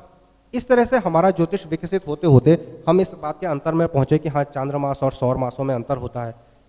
ये अंतर कैसे करके होता है, कितना होता है, इसको कैसे करके एडजस्ट किया गया, ये आगे के लेक्चर्स में मैं गणित से बिल्कुल निकाल करके आपको बिल्कुल स्पष्ट कर दूंगा। आज मैं सिर्फ आपको एक परिचय के रूप में बता रहा हूं कि हमारा ज्योतिष विकसित कैसे करके हुआ है। जिन जिज्ञासाओं से आप आज यहां बैठे, इन्हीं जिज्ञासाओं से एक ये ज्योतिष जिस तरह से विकसित हुआ है। जब हमें यह पता चल गया कि हाँ, सौर मास और चांद्रमास में इतने दिन का अंतर होता है, तो हमने इस अंतर को समायोजित करने के लिए कि चांद्रमास हमेशा उन्हीं ऋतुओं में बने रहें, एक सिद्धांत बनाया। उस सिद्धांत के आधार पर हमें क्षय मास, अधिमास, इन नए शब्दों की, इस नए तरह के मासों की घोषणा करनी पड़ी, इनको पहचानना पड़ा, इनकी परिभाषाएं देनी पड़ी, ताकि हमारे चांद्रमास हमारे ऋतुओं के साथ सदैव संबंधित बने रह सकें। हमने ये देखा कि हमारी ये जितनी भी घटनाएं हो रही हैं, इनको हमने नक्षत्रों से भी संबंधित देखा। राशियां जो हैं वो मूल रूप से आर्य जगत में, भारत में उत्पन्न नहीं हुई हैं। भारत में ज्योतिष पूरे विश्व से अलग, लेकिन एक विशिष्ट अपनी खुद की संस्कृति के रूप में विकसित हुआ है। बाकी देशों में भी ज्योतिष विकसित हुआ है, लेकिन बाकी देशों के ज्योतिष से भारत का ज्योतिष प्रभावित भी हुआ है, तो वो बहुत वर्षों बाद, 200 ईडी मतलब ईसा से 200 वर्ष बाद भी, उसके बाद भारत का ज्योतिष जो है विदेशी ज्योतिषियों से प्रभावित होने लगा है, उनमें आदान प्रदान हुआ है, समझने लगे हैं लोग चीज़ों को। वैसे इतिहासक इस बात पर कहते हैं कि जब सिकंदर भारत आया था 323 ईसा पूर्व में, उसके बाद से ग्रीक और भारत की सभ्यताओं में इन चीज़ों का आदान प्रदान होने लगा था। पर आज की तारीख में जो भी इतिहासक इसका अध्ययन कर रहे हैं वो इस बात पर सहमत हैं कि सिकंदर जरूर आया था, एक पहला परिचय जरूर बना था, एक दूसरे की बातों को जाना और समझा भी था ग्रीक सभ्यता ने और भारतीय सभ्यता ने भी, लेकिन एक दूसरे की चीजों को स्वीकार किया जाना तब प्रारंभ नहीं हुआ था। इन चीजों को जानना पहचानना एक अलग चीज होती है, लेकिन किसी चीज को स्वीकार कर लेना, ये भारतीय सभ्यताओं को और ग्रीक सभ्यताओं को भी आपस में एक दूसरे में स्वीकार करने में 500 सालों का समय लगा है। और भारत में राशियों को जो आना हुआ है वो कई 100 सालों बाद हुआ है। भारतीय ज्योतिष मूल रूप से नक्षत्र पर आधारित है, नक्षत्र आधारित ज्योतिष है, जिसमें ऑब्जर्वेशन से हर समय यह देखा जाता है कि आज नक्षत्र कहां पर है या आज कौन सा नक्षत्र है। यही कारण है कि हमको सौर घटनाओं के संबंध में भी भारतीय ग्रंथों में नक्षत्र आधारित उदाहरण भी मिलते हैं। वेदांग ज्योतिष में यह कहा गया कि जब उत्तरायण होता है तो धनिष्ठा नक्षत्र में होता है, जबकि महाभारत काल में यह कहा गया कि नहीं, जब उत्तरायण होता है तो श्रावण नक्षत्र में होता है। ब्राह्मीण उससे भी पीछे ले आए, उसको फाल्गुन की तरफ ले आए, आजकल उत्तरा फाल्गुन में होता है। उससे पहले कभी ये हमारा जो वसंत संपात है, जो वर्ष का आरंभ है, ये कभी कृतिका नक्षत्र में होता रहा था, उससे पहले कभी मृगशिरा नक्षत्र में होता था। इन चीजों के इस तरह से प्रमाण मिलते हैं जो हमारे आर्ष ग्रंथों के न सिर्फ मतलब टाइम स्पैन की, मतलब कौन ग्रंथ लगभग कब बना था। वेदांग ज्योतिष का ये कहना कि उत्तरायण धनिष्ठा नक्षत्र में होता है, ये इस बात की गणित करने के लिए एक प्रमाण है कि वेदांग ज्योतिष तकरीबन कितने साल पहले लिखा गया हो, क्योंकि उत्तरायण की घटना धनिष्ठा नक्षत्र में कितने कब होती थी ये हम गणित से पहचान सकते हैं। तो हम ये जानते हैं कि धनिष्ठा नक्षत्र में उत्तरायण तकरीबन ईसा से भी 1500 साल पहले हुआ, और ये इस बात का एक स्पष्ट प्रमाण है कि वेदांग ज्योतिष ईसा पूर्व 1500 वर्ष पहले लिखा गया होगा। तभी वो ये बात लिख सकते थे कि उत्तरायण धनिष्ठा नक्षत्र में होता है। जो ऋषि ये लिखते हैं कि वसंत संपात कृतिका नक्षत्र में होता था, तो वो आज हम गणित से गणित कर सकते हैं कि कृतिका नक्षत्र में वसंत संपात तकरीबन 2000 साल पहले होता था। ये घटना 2000 साल पहले की, तो जिन ग्रंथों में ये लिखा गया है वो ग्रंथ तकरीबन 2000 साल पहले लिखे गए होंगे, या वो 2000 साल पहले की घटनाओं को रिकॉर्ड कर रहे हैं। हमारे सभी ग्रंथों में जिस तरह की ये ज्योतिषीय जानकारियां दी हुई हैं, इन जानकारियों से हम इन ग्रंथों का एक टाइम स्पैन भी कैलकुलेट कर सकते हैं कि ये ग्रंथ लगभग कब लिखे गए थे। महाभारत में यह कहा जाना कि उत्तरायण श्रावण में होता है, यह साबित करता है कि महाभारत जो है तकरीबन 1000 ईसा पूर्व में लिखी गई होगी, या यह घटना 1000 ईसा पूर्व की घटना है। चाहे इसे रामायण महाभारत में बाद में कोट करा हो, चाहे पहले वैसे लिखा हो, चाहे उसी समय लिखा हो, लेकिन यह घटना यह सिद्ध करती है कि महाभारत जो है तकरीबन 1000 ईसा पूर्व की कोई घटना है। यह ग्रंथ तब लिखा गया था, तब ऐसी घटना होती थी कि उत्तरायण जो है श्रावण नक्षत्र में होता था। तो सौर मास, चांद्रमास के इन चीजों के संज्ञान में आने के बाद हम आए जो भारत में जो ज्योतिष है, जो नक्षत्र बेस रहा है, नक्षत्रों के आधार पर सभी घटनाओं को, वेदांग ज्योतिष में दिनों तक की अभिज्ञा भी नक्षत्रों पर है। बार सिस्टम है नहीं, तो आज अश्वनी दिन है, आज कृतिका दिन है। नक्षत्र आधारित भारतीयों का मूल जो हमारा वैदिक ज्योतिष रहा है वो नक्षत्र आधारित रहा है। अच्छा, नक्षत्र आधारित होने के बाद ये राशियां हमारे ज्योतिष में बाहर से आई हैं, विदेशियों से आई हैं। ये जो 12 राशियां हैं जिनका अभी जिक्र हो रहा था, मेष, वृषभ, मिथुन, कर्क, सिंह आदि, जितनी 12 राशियां हैं, ये भले ही बाहर से आई हों, आज भारतीय ज्योतिष में इतने व्यवस्थित रूप से समा चुकी हैं कि आज इनके बिना भारतीय ज्योतिष की कल्पना भी उचित भी नहीं और की भी नहीं जा सकती। आज हमारे पंचांग में, हमारे गणनाओं में इन राशियों के आधार पर गणित करना ही ज्यादा उचित भी है, और ज्यादा अभी इतनी एक्सेप्टेड हो चुकी हैं कि ये वैदिक है, भी एक्सेप्टेड हो चुकी हैं। अब इन्हीं के आधार पर, इनके आधार के बिना पर ही हमारा जो वैदिक कैलेंडर है वो इनके बेसिस पर, और नक्षत्र चूंकि हमारा मूल आधार है, इसलिए हमारे पास, हमारे पंचांग में आप देखेंगे, इसमें श्री मोहन कृति आर्ष प्रतिपदक में, इसमें राशियां और नक्षत्रों को समान रूप से, समान विकास के साथ व्यवस्थित रूप से रखा गया। ये तो है आज तक के हमारे ज्योतिष के इतिहास, ज्योतिष जिस तरह से विकसित होता आया है और आगे आगे जिस तरह से विकसित हो रहा है। लोगों ने हमारे बारे में जाना कि जैसे भूगोल के बारे में, सौर मंडल के बारे में, जो जो हमारे मॉडल रहे, पहले लोगों ने सोचा कि पृथ्वी ही केंद्र है और सूर्य आदि सभी ग्रह जो है पृथ्वी के चक्कर काटते हैं। फिर धीरे धीरे लोगों को यह पता चला कि नहीं, सूर्य स्थिर है और पृथ्वी सूर्य के चारों तरफ घूमती है और एक निश्चित अंतराल में घूमती है। आजकल वैज्ञानिकों का जो अध्ययन है, जो सैटेलाइट्स जा रहे हैं, जो ऑब्जर्वेशन हैं, वो ये बताते हैं कि पृथ्वी तो सूर्य के चक्कर काटती भी नहीं है। सूर्य इस आकाशगंगा के चक्कर काट रहा है और पृथ्वी जो है सूर्य के पीछे पीछे पीछे भाग रही है। आज ये चीजें जो है मॉडल के रूप में अंतरिक्ष में सैटेलाइट के माध्यम से देखी जा रही, धीरे धीरे विकसित हो रही हैं चीजें, और इसी के आधार पर गणित में परिवर्तन और सामंजस्य लोग बनाते चले आ रहे हैं। धीरे धीरे ये गणित भी विकसित होकर के आएगी जब ये लोग इसी चीज के बारे में बात करेंगे कि पृथ्वी जो है मतलब अगर मैं आपको वैसे बताऊं तो ऐसा है कि जैसे सूर्य अगर ऐसे करके सौर मंडल के चक्कर काट रहा है, तो सूर्य अगर यह है तो पृथ्वी ऐसे ऐसे चक्कर काटती है सूर्य के चारों तरफ, ऐसे ऐसे जाती है आगे। पहले लोग ऐसा सोचते थे कि ये सूर्य है और पृथ्वी ऐसे ऐसे चक्कर काट रही है। आज वैज्ञानिक उपग्रहों के माध्यम से ये देख रहे हैं कि सूर्य ऐसा है और पृथ्वी ऐसे ऐसे चक्कर काट रही है और ऐसे ऐसे आगे भी बढ़ती जा रही है। मतलब वृत्त भी नहीं है, अंडाकार तो उसका कक्षा है ही है, लेकिन वो एक स्पाइरल में, मतलब इस तरीके से स्पाइरल ऐसे चक्कर काटती जा रही है और आगे बढ़ती जा रही है, आकाशगंगा के चक्कर काट रही है। विज्ञान धीरे धीरे विकसित हो रहा है। हमने ज्योतिष के संबंध में जो भारत में सबसे बड़ी गलती हुई वो हुई कि हम फलित ज्योतिष के चक्कर में ऐसा पड़ गए, और कुछ हमारा मध्यकाल इतना बुलबुलेदार रहा है, मतलब ऐसा अव्यवस्थित रहा है कि हमारा ज्योतिष से अध्ययन जो है वो समाप्त हो गया। हम ऑब्जर्वेशनल एस्ट्रोनॉमी को छोड़ गए, भूल गए। हमारे मतलब आज स्थिति ऐसी हो गई है कि हमको ये तो पता है कि मकर संक्रांति क्या होती है, मकर संक्रांति का हम त्यौहार तो मनाते हैं, लेकिन अगर किसी एक आम आदमी से ये पूछा जाए कि मकर संक्रांति कब होती है, तो वो बोलेगा साहब 13-14 जनवरी को होती है। और अगर उससे ये पूछा जाए कि 13-14 जनवरी फरवरी ये तो अंग्रेजों के महीने हैं, जब जनवरी फरवरी नहीं होती थी भारत में, तब मकर संक्रांति किस दिन होती थी, तो 99% आदमी तो पहले सोच में ही पड़ जाएगा कि अरे हाँ, ये बात तो मैंने कभी सोची ही नहीं। जब जनवरी फरवरी नहीं होगी तो पता कैसे चलेगा कि मकर संक्रांति कब होती थी। कुछ लोग ऐसे भी होंगे जो थोड़े बहुत जानकार होंगे, वो कहेंगे नहीं, जनवरी फरवरी जो मकर संक्रांति होती है वो माघ में होती है। लेकिन अगर यह पूछा जाए कि माघ कब होता है, चैत्र शुक्ल प्रतिपदा से वर्ष का प्रारंभ होता है, ये तो हम सबको मालूम है, लेकिन चैत्र शुक्ल प्रतिपदा होता कब है? 1 जनवरी को, 2 फरवरी को, 3 अप्रैल को, 12 दिसंबर को, किस दिन होता है? हम अपने कैलेंडर से इतने विमुख हो गए हैं कि हम अपने कैलेंडर की तिथियों को अंग्रेजी तिथियों के बिना कोई अभिज्ञा दे ही नहीं पाते हैं। आज हम जानते ही नहीं कि चैत्र शुक्ल प्रतिपदा कब होती है। कंक्लूड कर लो, मैंने कहा आज हम जानते ही नहीं कि चैत्र शुक्ल प्रतिपदा कब होती है, और उसके लिए भी हमें अंग्रेजी कैलेंडर का सहारा लेना पड़ता है। तो धीरे धीरे हम इन सारी चीज़ों पर आएंगे। मैं अभी मंच पिताजी को देता हूँ और फिर हम इस बारे में और आगे फिर बात करें। धन्यवाद।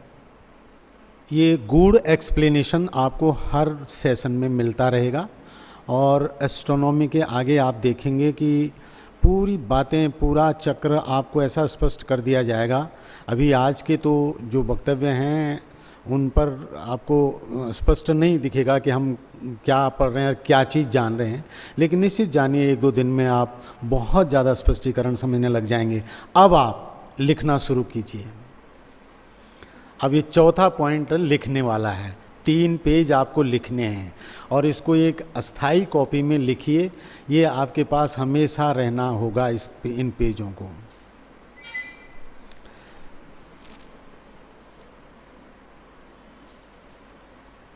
शीर्षक डालिए ऊपर, काल गणना।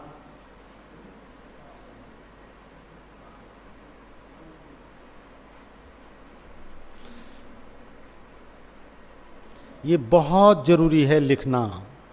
मैंने आपको पहले भी निवेदन किया है कि हम जो बोलते हैं, अच्छा बोल रहे हैं या जैसा भी बोल रहे हैं या जितना भी बोल रहे हैं, लेकिन वो आपके मस्तिष्क में कब तक टिकेगा? अगर आपके पास लिखा हुआ कुछ नहीं रहेगा तो सब कुछ दिन बाद ऐसा ही हो जाएगा। लिखिए, मूलतः ज्योतिष शास्त्र एक काल विधान शास्त्र है।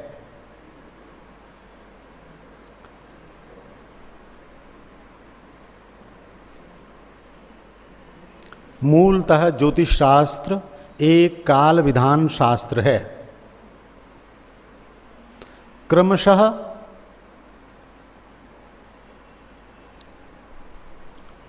बीत रहा कल नहीं, बीत रहा काल,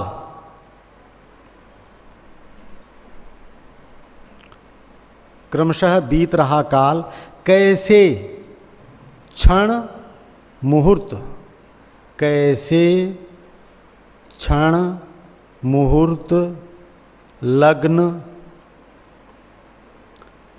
प्रहर दिन, दिन अवलीक तिथि, दिन बटे तिथि, दिन के दो रूप होते हैं, एक तिथि रूप होता है, एक दिन रूप होता है। वह रात्रि का निर्माण कर रहा है, वह रात्रि का, प्रहर के बाद में क्या लिखा? प्रहर के बाद दिन बटे तिथि, वह रात्रि का निर्माण कर रहा है। ये सब जानते हुए, ये सब जानते हुए उनको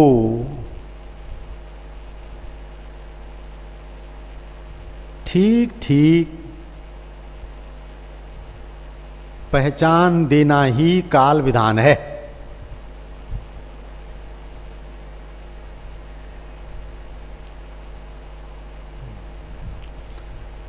पहचान देना ही काल विधान है।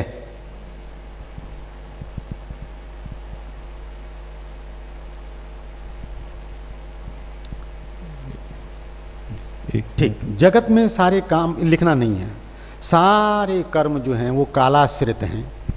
कालाधीनम जगत सर्वम। सूर्य सिद्धांत में लोकानामंतकृत काल, सूर्य सिद्धांत लिखना नहीं है, जहां से लिखना होगा फिर बोलूंगा। सूर्य सिद्धांत में काल के दो भेद बताए हैं और वहां लिखा है कि लोकानामंतकृत काल, कालो अन्य कलनात्मक। काल के दो रूप होते हैं, एक रूप वो है जो सारे संसार को समेट रहा है, कालानाम अंतकृतः काला, जो काल अंत करता है, एक तो काल वो है।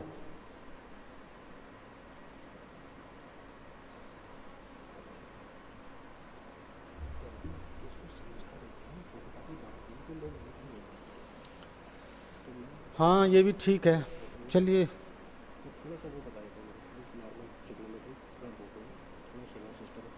दिन के उसमें, हाँ चलो ट्रिग्नोमेट्री बता दो। एक सुझाव आचार्य श्री ने दिया है और ठीक है, हम उस पर भी सहमति है, ऐसा कुछ नहीं है। हम तो, हमारा तो मूल उद्देश्य ये है कि लोगों को, आप जो यहाँ आए हैं, आपको बिल्कुल ज्योतिष उतना आ जाए जितना हम लेके आए हुए हैं आपके लिए। तो ये सुझाव है कि इन कॉपी, इनकी जो फोटो स्टेट कॉपी कर दी जाए और वो आपको बांट दी जाए। हालांकि इसमें दो बातों की अड़चन होती है और परंतु वो कोई बात नहीं, चल जाएगा। एक अड़चन होती है कि लिखे की, आदमी जो अपना लिखा होता है ना उसको ठीक ठीक समझता है, ठीक ठीक वो कर लेता है। और दूसरा ये भी है कि इस समय हम जो लिखाएंगे वो लिखते लिखते में जहाँ कहीं पर बात आपको समझ नहीं भी आ रही है तो चलिए कोई नहीं, उसको फोटो स्टेट कर लेंगे। ट्रिग्नोमेट्री पे बोल रहे हैं या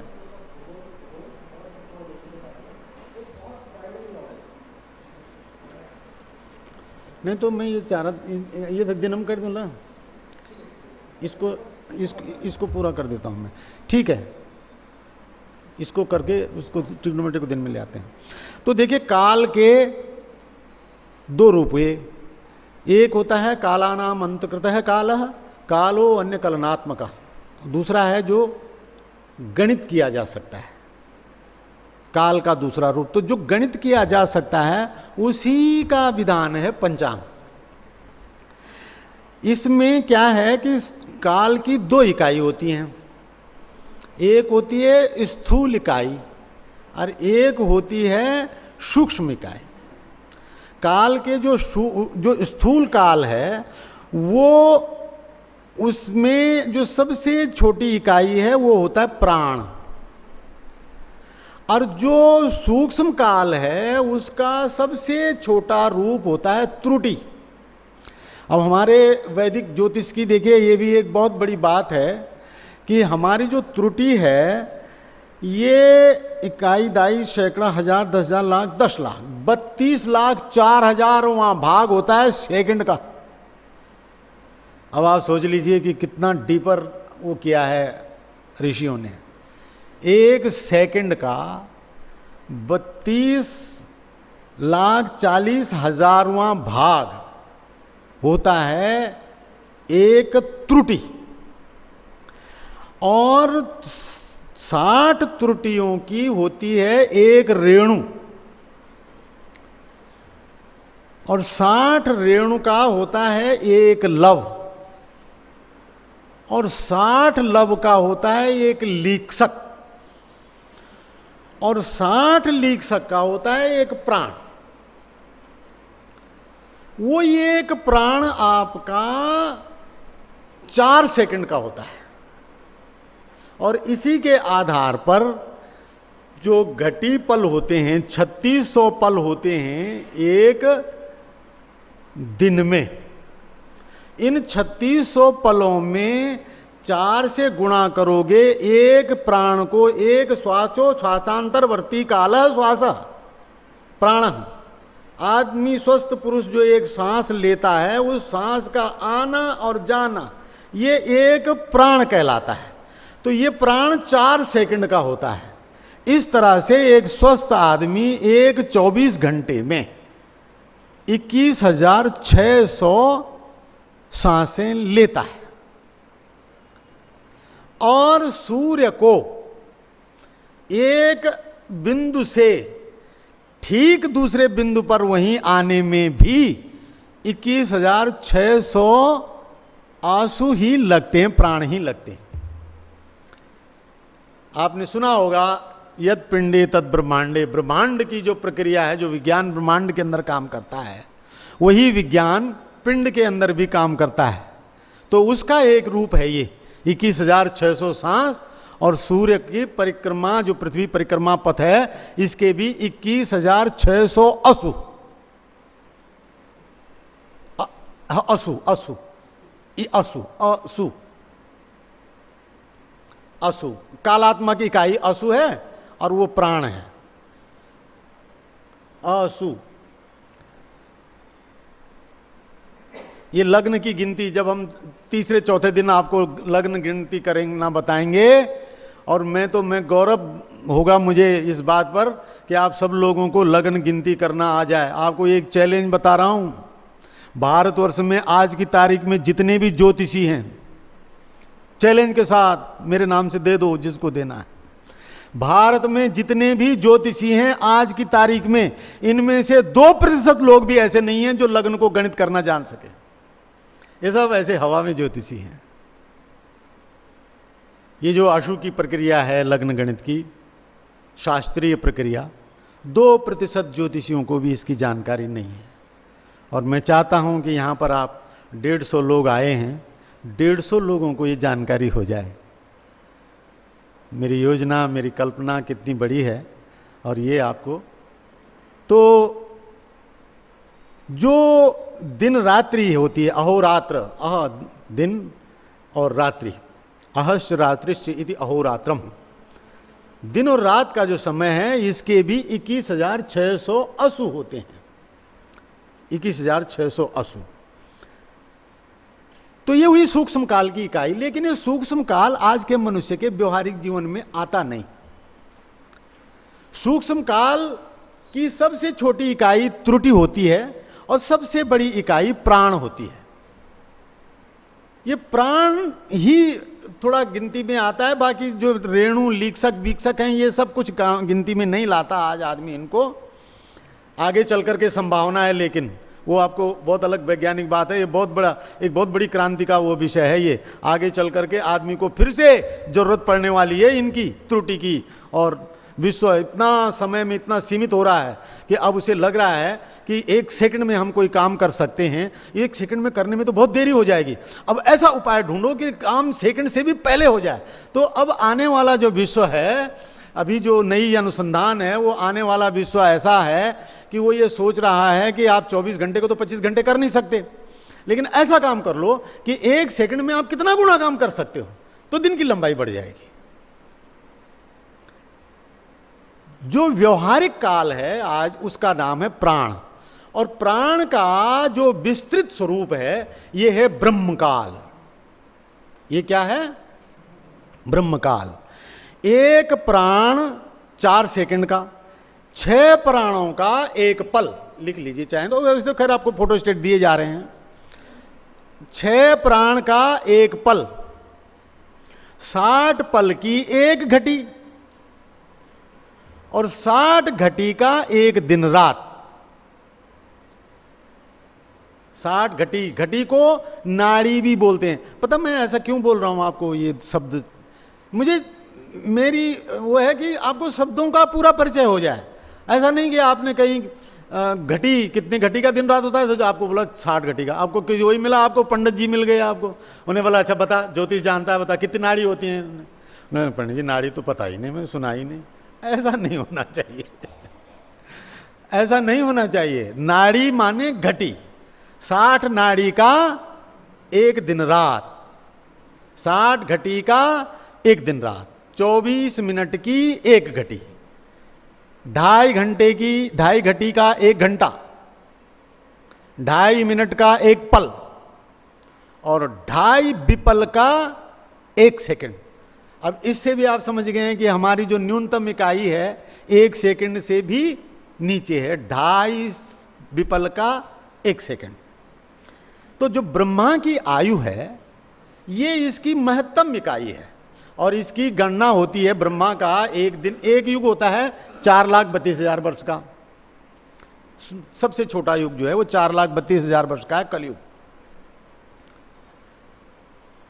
इसका 10 गुना होता है एक महायुग, उसी में एक शून्य और बढ़ गया, 43,20,000 हो गया। 43,20,000 का हुआ एक महायुग। ऐसे महायुग मिलकर के जब 1,000 होते हैं तो वह ब्रह्मा की एक दिन होता है। 43,20,000 पे फिर 3 शून्य आ गए, और ये ब्रह्मा का एक दिन हुआ।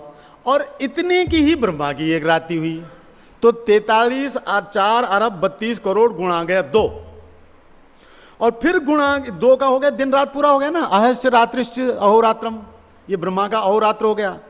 इसी को 2 से गुणा करा तो अहोरात्र हो गया, इसी को 360 से गुणा करा तो एक वर्ष हो गया ब्रह्मा का। और इसी के 100 साल ब्रह्मा की आयु होती है। ये आपकी होती है 31 नील 10 खरब और 4 अरब वर्ष की, यानी 31104, और इसके बाद 1 2 3 4 6 5 6 7 8 9 10, 10 जीरो, 31 104, इतने वर्ष का ब्रह्मा का दिन होता है। तो काल गणना का जो छोटा रूप है, इकाई है, वो है प्राण, और बड़ी इकाई जो है वो है ब्रह्मा का एक जीवन 100 वर्ष का। जी कुछ बोल रहे हैं?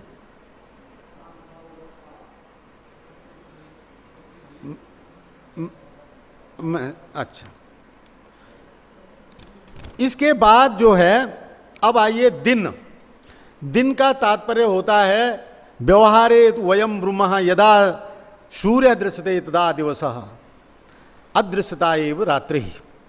सूर्य जब दिखाई दे तो दिन, और सूर्य जब न दिखाई दे तो रात्रि। सूर्योदय से सूर्यास्त पर्यंत का जो टाइम होता है इसको दिन, और सूर्य अस्त से जो सूर्य उदय अगले दिन का, इसको रात्रि बोलते हैं। इस रात्रि और दिन के मान को दिनमान और रात्रिमान बोलते हैं। ये ज्योतिष के शब्द हैं। आपको दिनमान बोला तो आपको समझ में आ जाना चाहिए क्या बोल रहे हैं। दिनमान बोला तो सूर्योदय से सूर्यास्त तक का समय है, और ये दिनमान रात्रिमान जो है ये बहुत आवश्यक गणनाएं हैं, क्योंकि इनका सीधा संबंध सूर्योदय से है। दिनमान में 5 का भाग दे दो तो सूर्यास्त का समय आ जाता है। ये गणितीय उसमें बाद में बताएंगे। और उस सूर्यास्त के समय को 12 में से घटा दो तो सूर्योदय का टाइम आ जाता है। टिप्स पे चीजें आ जाएंगी आपकी, टिप्स पे। ठीक है ना? तो ये दिनमान और रात्रिमान, रात्रि का कुलमान, डे ड्यूरेशन इज द दिनमान, नाइट ड्यूरेशन इज द रात्रिमान।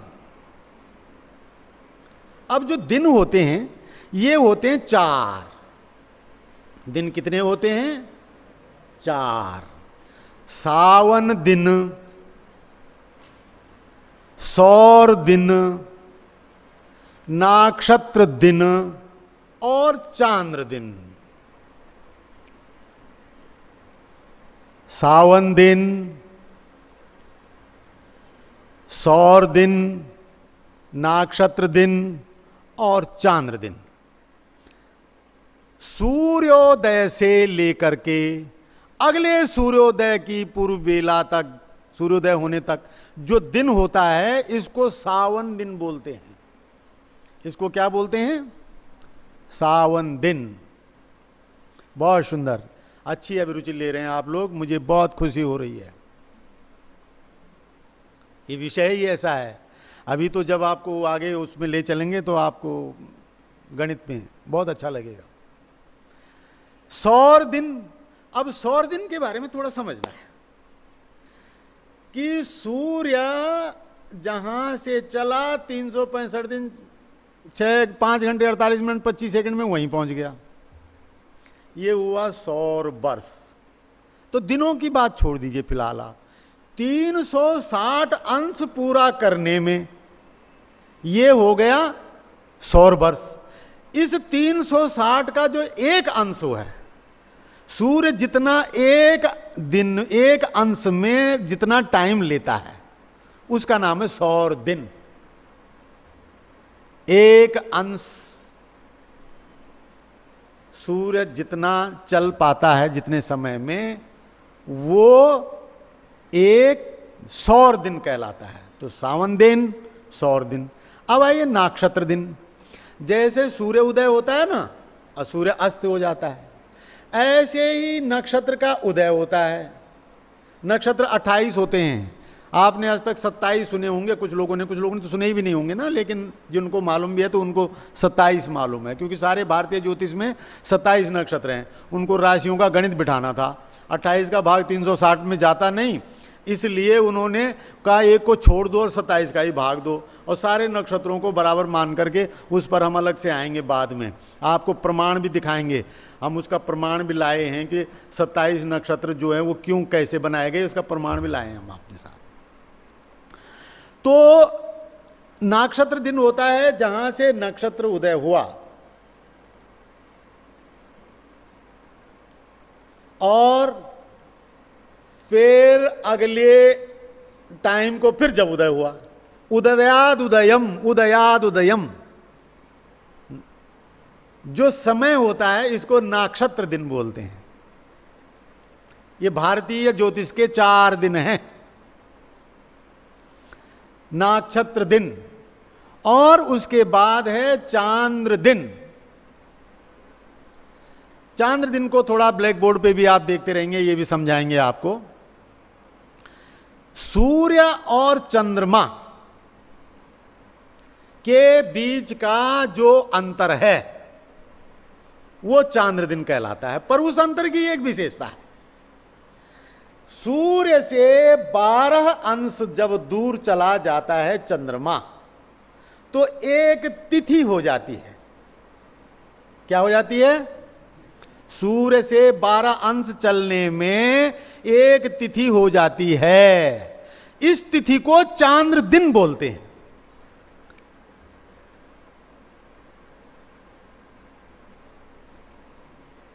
द्वादशांशात्मिका तिथि 12 अंशों की जो दूरी है सूर्य और चंद्र के बीच में। तो देखिए ये सूर्य है, ये सूर्य है, देखिए आप 12 अंश प्रतिपदा, 24 अंश द्वितीया, 36 अंश तृतीया, 12 36 12 चौक 48, अब 90 अंश 1284 अष्टमी, 7 सप्तमी, 12 96 12 9 108, 12 दशम की 120, 12 13 की 132, 12 14 की 146 और फिर इस तरह से जो है 12 15 की 146 नहीं, 12 15 की 180। चंद्रमा यूं यूं यूं यूं गया गया गया और 180 अंश पे सीधी रेखा बन गई। वृत्त की सीधी रेखा क्या होती है? व्यास होता है। इस दिन चंद्रमा और सूर्य बिल्कुल आमने सामने, इसीलिए पूर्णमासी को चंद्रमा पूरा दिखता है, उस पर ऑब्स्ट्रक्शन नहीं रहा, पूरा दिखता है। और व्यास वृत्त की अधिकतम दूरी होती है, उसके बाद फिर व्यास घटने लग जाता है। अब चंद्रमा यहां से जैसे पीछे आएगा तो ये अमावस का की ओर बढ़ने लग गया, कृष्ण पक्ष शुरू हो गया, 12 कला दिखना बंद हो जाएगा। फिर 12 कला द्वितीया पे आएगा तो 12-24 कला दिखना बंद हो जाएगा। 12-12 अंश करके चंद्रमा की तिथियां बनी, पूर्णमासी 15 पे, अमावस 0 पे, फिर चंद्रमा वहीं आ गया, सूर्य के नीचे ढक गया, दिखना बंद, अमावस हो गई। तो ये हुआ नक्षत्र दिन। और फिर आया चांद्र दिन। चांद्र दिन, अभी जो चांद्र दिन है, चांद्र दिन 30 दिवसों का चांद्रमास होता है और इसमें बस द्वादशात्मक की बात है, खास बात है। ये इयम तिथिरेव चांद्र दिनम भवती, यही तिथियां जो हैं चांद्र दिन कहलाती हैं। अब मासों की बात है, 30 तिथियों का चांद्रमास। सौर मास 30 अंश पे सूर्य की परिक्रमा का पथ सौर मास। नक्षत्र मास आपके प्रचलन में नहीं है, लेकिन नक्षत्र मास का भी वही है कि जो नक्षत्र धनिष्ठा, आज धनिष्ठा, और आज के बाद कल परसों नरसों 30 दिन बाद जब फिर धनिष्ठा का उदय पहुंचेगा तो वो नक्षत्र मास हो गया। तो 4 प्रकार के मास हो गए। अब 2 नाम और हैं मासों में, उनका नाम है अधिमास और क्षय मास। तो यहां पर आपका समय पूरा हो गया है। अब ये 1 पेज का विषय, इस पर हम व्यवस्था से फिर अपराह्न के सत्र में स्पष्ट करेंगे। हाँ, कर दीजिए इसको। ये असल में अधिमास और उसको जरा थोड़ा पूरा टाइम चाहिए समझाने के लिए।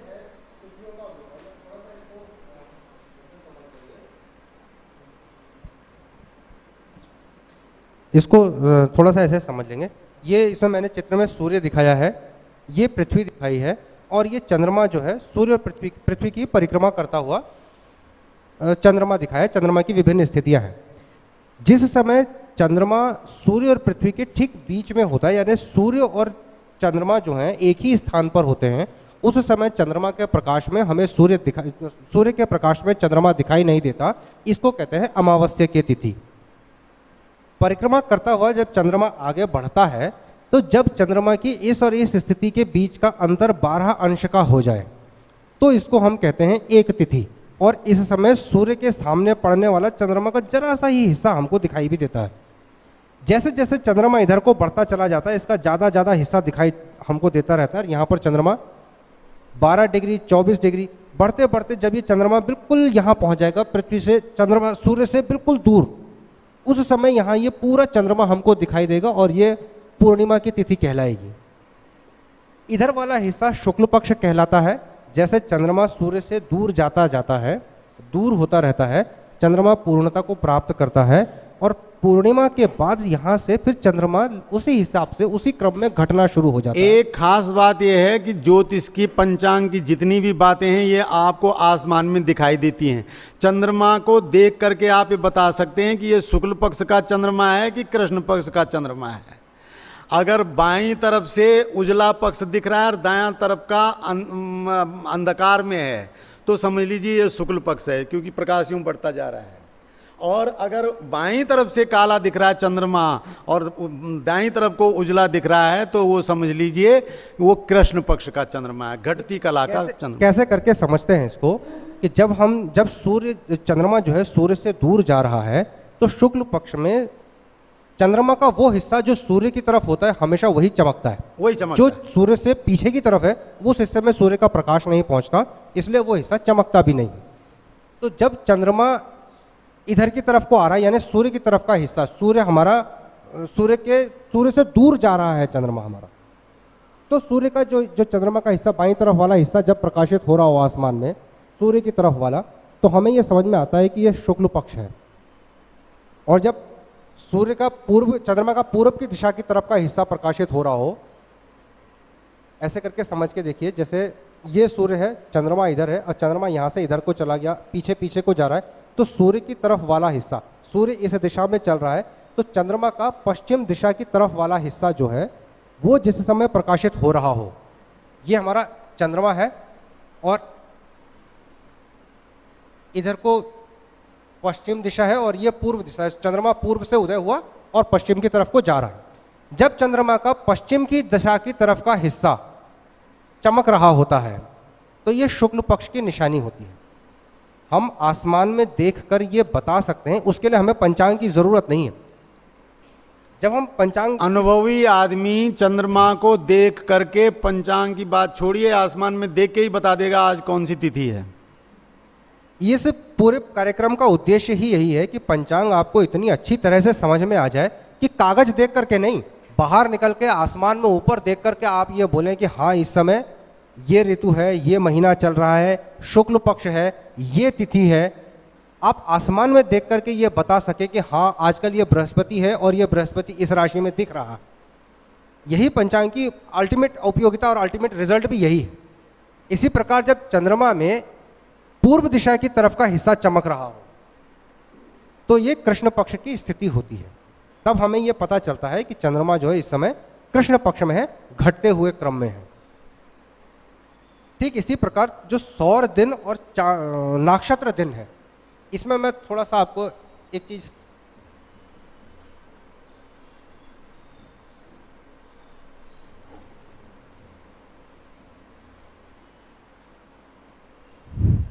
पहले आते हैं चांद्रमासों पर।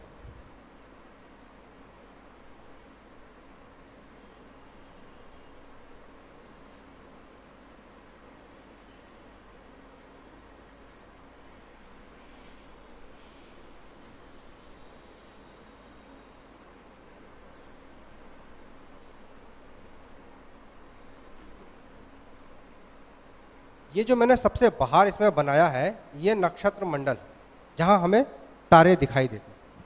इस चीज को थोड़ा सा समझ के देखिएगा। मैं आपको इसको उसमें दिखाता हूं, प्रेजेंटेशन में भी है मेरे पास।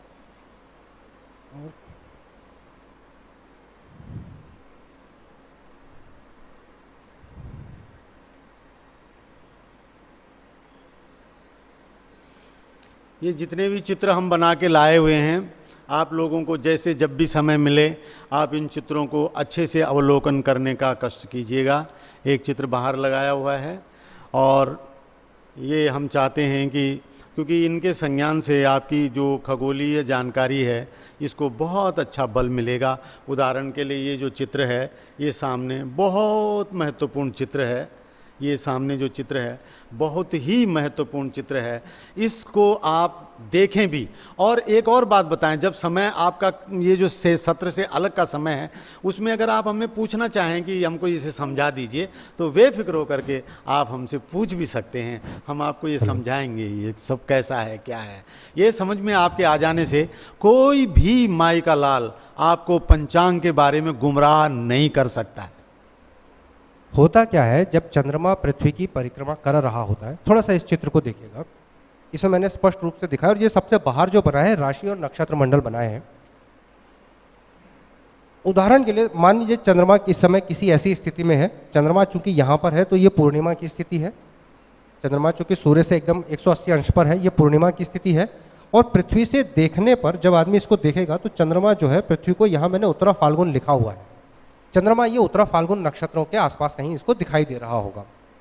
मतलब व्यक्तिगत रूप से जब ये आदमी कोई जमीन पे खड़ा होकर देख रहा होगा तो चंद्रमा उसको उत्तरा फाल्गुन नक्षत्र में दिखाई दे रहा होगा। चंद्रमा जब एक परिक्रमा पूरी करता है तो हम परिक्रमा को देखते हैं दो अर्थों में, जो भारतीय ज्योतिष में जो नक्षत्र का सिद्धांत है। जब चंद्रमा उत्तरा फाल्गुन नक्षत्र से चलता हुआ और इस चक्कर को लगाता हुआ वापस उत्तरा फाल्गुन नक्षत्र में दिखने लगेगा तो चंद्रमा का एक परिक्रमा पूरी हो जाती है। और जो चांद्रमास है उसकी कल्पना है कि जब पूर्णिमा से चलते हुए वापस पूर्णिमा तक या अमावस्या से चलते हुए वापस अमावस्या तक चंद्रमा आ जाएगा तो एक चांद्रमास पूरा हो जाता है। और इन दोनों मासों में थोड़ा सा अंतर होता है। अंतर कैसे होता है कि चंद्रमा, अगर पृथ्वी होती स्थिर तो चंद्रमा उत्तरा फाल्गुन नक्षत्र से चलता, एक परिक्रमा पूरी करता, वापस उत्तरा फाल्गुन पर आता और वापस पूर्णिमासी हो जाती। लेकिन क्या है कि पृथ्वी भी परिक्रमा कर रही है, पृथ्वी भी गतिमान है। तो जब तक चंद्रमा अपना एक परिक्रमा पूरी करता है, यानी जब तक वो उत्तरा फाल्गुन पर आता है दोबारा, तब तक पृथ्वी आगे इतनी बढ़ चुकी होती है कि चंद्रमा को वापस पूर्णिमा में आने में थोड़ा वक्त और लगता है। पूर्णिमा का जो संबंध है वो सूर्य और पृथ्वी के बीच का संबंध है, और नक्षत्रों का जो संबंध है वो ठीक से नहीं दिख रहा है तो आप इधर आ जाओ। आप लोगों को अगर ठीक से नहीं दिख रहा है तो इधर आ जाओ, ये सामने आ जाओ। जो नक्षत्रों का संबंध है वो पृथ्वी, चंद्रमा और नक्षत्र, ये एक संबंध है, ये एक तरह की गति है, एक तरह की काल गणना है जिसमें हम नक्षत्रों के आधार पर गणनाएं करते हैं। एक संबंध है पृथ्वी, चंद्रमा और सूर्य की। इसमें जो जब हम सूर्य और चंद्रमा के आधार पर लेते हैं तो एक चांद्रमास होता है पूर्णिमा से पूर्णिमा तक या अमावस्या से अमावस्या तक। जब हम नक्षत्र के आधार पर लेते हैं तो जिस नक्षत्र से चलना शुरू करा उसी नक्षत्र पे जब परिक्रमा करके वापस आ जाए तो एक चांद्रमास पूरा हो। ये दो तरह के अलग अलग चांद्रमास हैं। उत्तरा फाल्गुन से चल के चंद्रमा वापस उत्तरा फाल्गुन में आ गया, ये एक नक्षत्र चांद्रमास पूर्ण हुआ। इस चांद्रमास को पूरा होने में लगभग 27.25 दिन का समय लगता है। चंद्रमा को पृथ्वी की एक परिक्रमा करने में 27.25 दिन का समय लगता है। लेकिन जब तक वो वापस उस नक्षत्र में आता है तब तक पृथ्वी और आगे बढ़ चुकी होती है, क्योंकि पृथ्वी भी गतिमान है। तो चंद्रमा को उस पूर्णिमा से वापस दूसरी पूर्णिमा में आने में पूर्व नक्षत्र के बाद भी 2.25 दिन का समय और लगता है। ये जो पूर्णिमा से पूर्णिमा तक आने वाला चांद्रमास है, इसको ही हम व्यवहारिक रूप में जिसको हम चांद्रमास कहते हैं वो यही है जो पूर्णिमा से पूर्णिमा या अमावस्या से अमावस्या तक का होता है। ये तकरीबन 28.5 साढ़े 29 दिन का होता है। और ये जो नक्षत्र चांद्रमास है इसकी मतलब गणितीय उपयोगिता जरूर है, लेकिन व्यवहार में कहीं प्रयोग में आता नहीं, ये व्यवहार में प्रयोग में नहीं आता। ठीक इसी प्रकार नक्षत्र दिन और सौर दिन जो अभी बताए गए आपको, वो भी इसी तरीके से होते हैं और उनमें भी थोड़ा सा समझने की आवश्यकता है। ये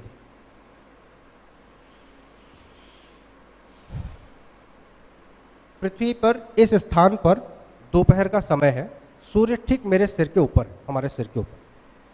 पृथ्वी की एक दिन को हम जब नापते हैं तो हम यही नापेंगे, पृथ्वी ने एक चक्कर लगाया और मेरे ठीक सिर के ऊपर सूर्य है, 24 घंटे बाद ठीक मेरे सिर के ऊपर सूर्य आ गया, यानी कि एक दिन पूरा हो गया। ये जो घटना होती है जिसको हम सावन दिन कहते हैं, सावन दिन, सिविल डे, सूर्योदय से सूर्योदय तक, या मेरे सिर के ऊपर खमध्य पे सूर्य है और वापस खमध्य पर आ गया। लेकिन पृथ्वी स्वयं में भी गतिमान है। अगर ऐसी ही होती, पृथ्वी सिर्फ स्थिर होती और खाली घूम रही होती तो ये एक स्थिर काल होता यह है कि जब तक पृथ्वी अपना एक चक्कर पूरा करती है तब तक पृथ्वी अपने परिक्रमा पथ पर थोड़ा आगे बढ़ चुकी होती है। जब पृथ्वी का एक चक्कर पूरा होता है तो ये तो यहां पर आ गया, यहीं से चली थी पृथ्वी, वापस खमध्य पर आ गया। लेकिन अब सूर्य खमध्य पर नहीं है क्योंकि पृथ्वी आगे बढ़ गई है। सूर्य को ठीक मेरे सिर के ऊपर आने में थोड़ा समय और लगता है, तो पृथ्वी की स्थिति दोपहर होने में इतनी और बढ़ती है। ये जो फर्क है करीब 3 मिनट 56 सेकंड का अंतर होता है। आज अगर मुझे कोई तारा अपने सिर के ऊपर दिखाई दे रहा है इस वक्त, तो 24 घंटे बाद नहीं, वो 24 घंटे से 3 मिनट 56 सेकंड पहले ही मुझे मेरे सिर के ऊपर दिखाई दे जाएगा। हर दिन जो नक्षत्र दिन और सावन दिन के मुकाबले ये 3 मिनट 56 सेकंड थोड़ा छोटा होता है। पृथ्वी को अपनी परिक्रमा करने में तो 23 घंटे 56 मिनट ही लगते हैं, लेकिन दोपहर से दोपहर आने में 3 मिनट 56 सेकंड का समय और लगता है, इसलिए वो सावन दिन हमारा 24 घंटे का होता है। ये सावन दिन और सावन नक्षत्र दिन का जो सिड्रल डे जिसको बोलते हैं उसका जो अंतर है, जो नक्षत्र दिन है उस चीज का ये स्पष्टीकरण है। नक्षत्र दिन, क्योंकि एक्चुअली समस्या क्या है कि जो नक्षत्र है ना ये हमसे इतनी दूर हैं सूर्य के मुकाबले कि नक्षत्र हमको स्थिर प्रतीत होते हैं। भारतीय ज्योतिष में नक्षत्रों को स्थिर ही माना गया है, जबकि वास्तव में वैसे नक्षत्र स्थिर होते नहीं। नक्षत्रों की भी अपनी एक गति है, लेकिन वो हमसे इतने ज्यादा दूर हैं, इतने ज्यादा दूर हैं कि उनकी गति बहुत न्यून हो जाती है। आप इसको ऐसे समझ के देखिए कि जब हम अंतरिक्ष में गणनाओं को जब हम देखते हैं, जब हम चीजों को देखते हैं, तो जो चीजें जितनी दूर होती हैं, एक तो हमारे पास जो अंतरिक्ष में नापने का जो सिद्धांत है वो है कोणात्मक।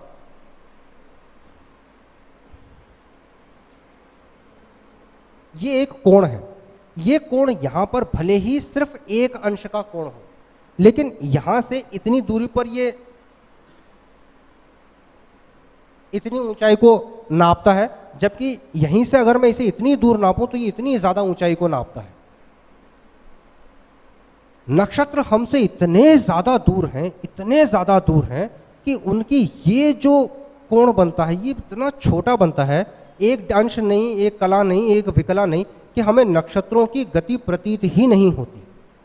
ये कोण इतना छोटा बनता है कि हम इसको नाप ही नहीं पाते और हमें नक्षत्र स्थिर प्रतीत होते हैं। नक्षत्रों के स्थिर, अच्छा स्थिर तो हालांकि उनकी अपनी गति होती है, सूर्य के मुकाबले नक्षत्र इतने न्यून गति के हैं कि ये जो फर्क है, जो 3 मिनट 56 सेकंड का अंतर हमें दिखाई दे रहा है, ये अंतर ज्योतिष में मायने रखता है। एक दिन में अगर 3 मिनट 56 सेकंड का अंतर है तो एक साल में कितने मिनट का अंतर होगा? एक साल में अगर इतना अंतर है तो 10 साल, 50 साल, 100 साल में नक्षत्रों में और सावन दिनों में कितना जबरदस्त अंतर आ जाएगा। इसलिए ये अंतर जो भले ही बहुत न्यून दिखता है, ये बहुत न्यून दिखता है, इसके कारण ऐसा हो गया कि इसकी पहचान इतिहास में कई सालों तक हो ही नहीं पाई। हर इतिहास में, हमारे ग्रंथों में ये तो अभिलिखित है कि इतने सालों बाद कोई घटना इस नक्षत्र में होती थी, अब ये घटना इस नक्षत्र में होने लगी है। लेकिन ये घटना होती किस कारण है, इस संबंध में जानने में हमें बहुत समय लग गया, क्योंकि ये अंतर बहुत कम है। एक औसत मनुष्य को अपनी आयु में इस अंतर का पता नहीं चलता। 100-500 साल के रिकॉर्ड्स जब हम देखते हैं तब हमें पता चलता है कि हाँ, लोगों को इस बात का पता था कि ये नक्षत्रों में और सावन दिनों में ये अंतर आया है। तो ये दो चीज़ें थी, एक चांद्रमास और उससे संबंधित, चांद्रमास, नक्षत्र चांद्रमास जो तकरीबन 27 दिन का होता है, 27.5 दिन का, और एक चांद्रमास जो पूर्णिमा से पूर्णिमा तक का है, जो 28 साढ़े 29 दिन का होता है। और नक्षत्र दिवस और सावन दिवस जो 24 घंटे का होता है, और जो नक्षत्र दिवस है इससे 3 मिनट 56 सेकंड छोटा होता है। नक्षत्र दिवस से ही नक्षत्र वर्ष और सावन दिवस से ही सावन वर्ष, 360 दिनों के हिसाब से। कैलेंडर की एक मूलभूत समस्या है कि प्रकृति में जितनी भी घटनाएं हैं ये पूर्णांकों में घटित नहीं होती। अगर एक वर्ष है तो वो 365 दिन का ही होता हो ऐसा नहीं है, या 360, 365 दिन, 6 घंटे 48 मिनट 20 सेकंड। और अगर 20 सेकंड की भी सूक्ष्मता में जाएंगे तो और सूक्ष्म, और वो भी हर वर्ष एक ही माप में नहीं है, और हर वर्ष एक ही माप में नहीं होता। सिविल कैलेंडर के लिए हमें एक आवश्यकता, एक ऐसे सिस्टम की, एक ऐसी व्यवस्था की जो हाँ दिन, ऐसा ना, हमें पता है कि ऋतु जो वर्ष है वो इतने बजकर इतने मिनट पे प्रारंभ हो रहा है, लेकिन सामान्य जनता के लिए कभी भी कैलेंडर ऐसा नहीं बनाया जा सकता कि 1 जनवरी कब से शुरू होगी कि आज दिन को 11 बजे से शुरू हो, और अगले साल कब शुरू होगी कि जी उस दिन को 2 बजे से शुरू हो। 1 जनवरी तो सूर्योदय से ही शुरू होगी, दिन चाहे कहीं भी होता हो। इसीलिए नक्षत्र वर्ष, सौर वर्ष और इतने सारे वर्षों की जरूरत पड़ती है, और इतने सारे वर्षों में सामंजस्य बनाने की जरूरत पड़ती है गणित के माध्यम से। इसी के लिए क्षय मास और अधिमास लगाने पड़ते हैं चांद्र और सौर वर्षों का संबंध बनाने के लिए। ये आपको दोपहर के सेशन में, चूंकि अधिमास का विषय जो है थोड़ा लंबा है, इतने कम समय में हो नहीं पाएगा, दोपहर के सेशन में हम अधिमास और क्षय मास पर और पंचांग परिचय पर, पंचांग जो दिखा रहे हैं वो एक अलग चीज है। अब पंचांग पर एक निबंधात्मक बात जो होगी वो पंचांग के अवयवों पर, ये आपको दोपहर के सत्र में होगी। और दोपहर में आप लोग अभी जो आज इस समय हमने कहा है इसमें से कोई बात आपको समझनी होगी तो उसको भी आप हमें दीजिए, और बड़े प्रेम से बिल्कुल ज्योतिषमय वातावरण बना के रखिए इन 4 दिनों में।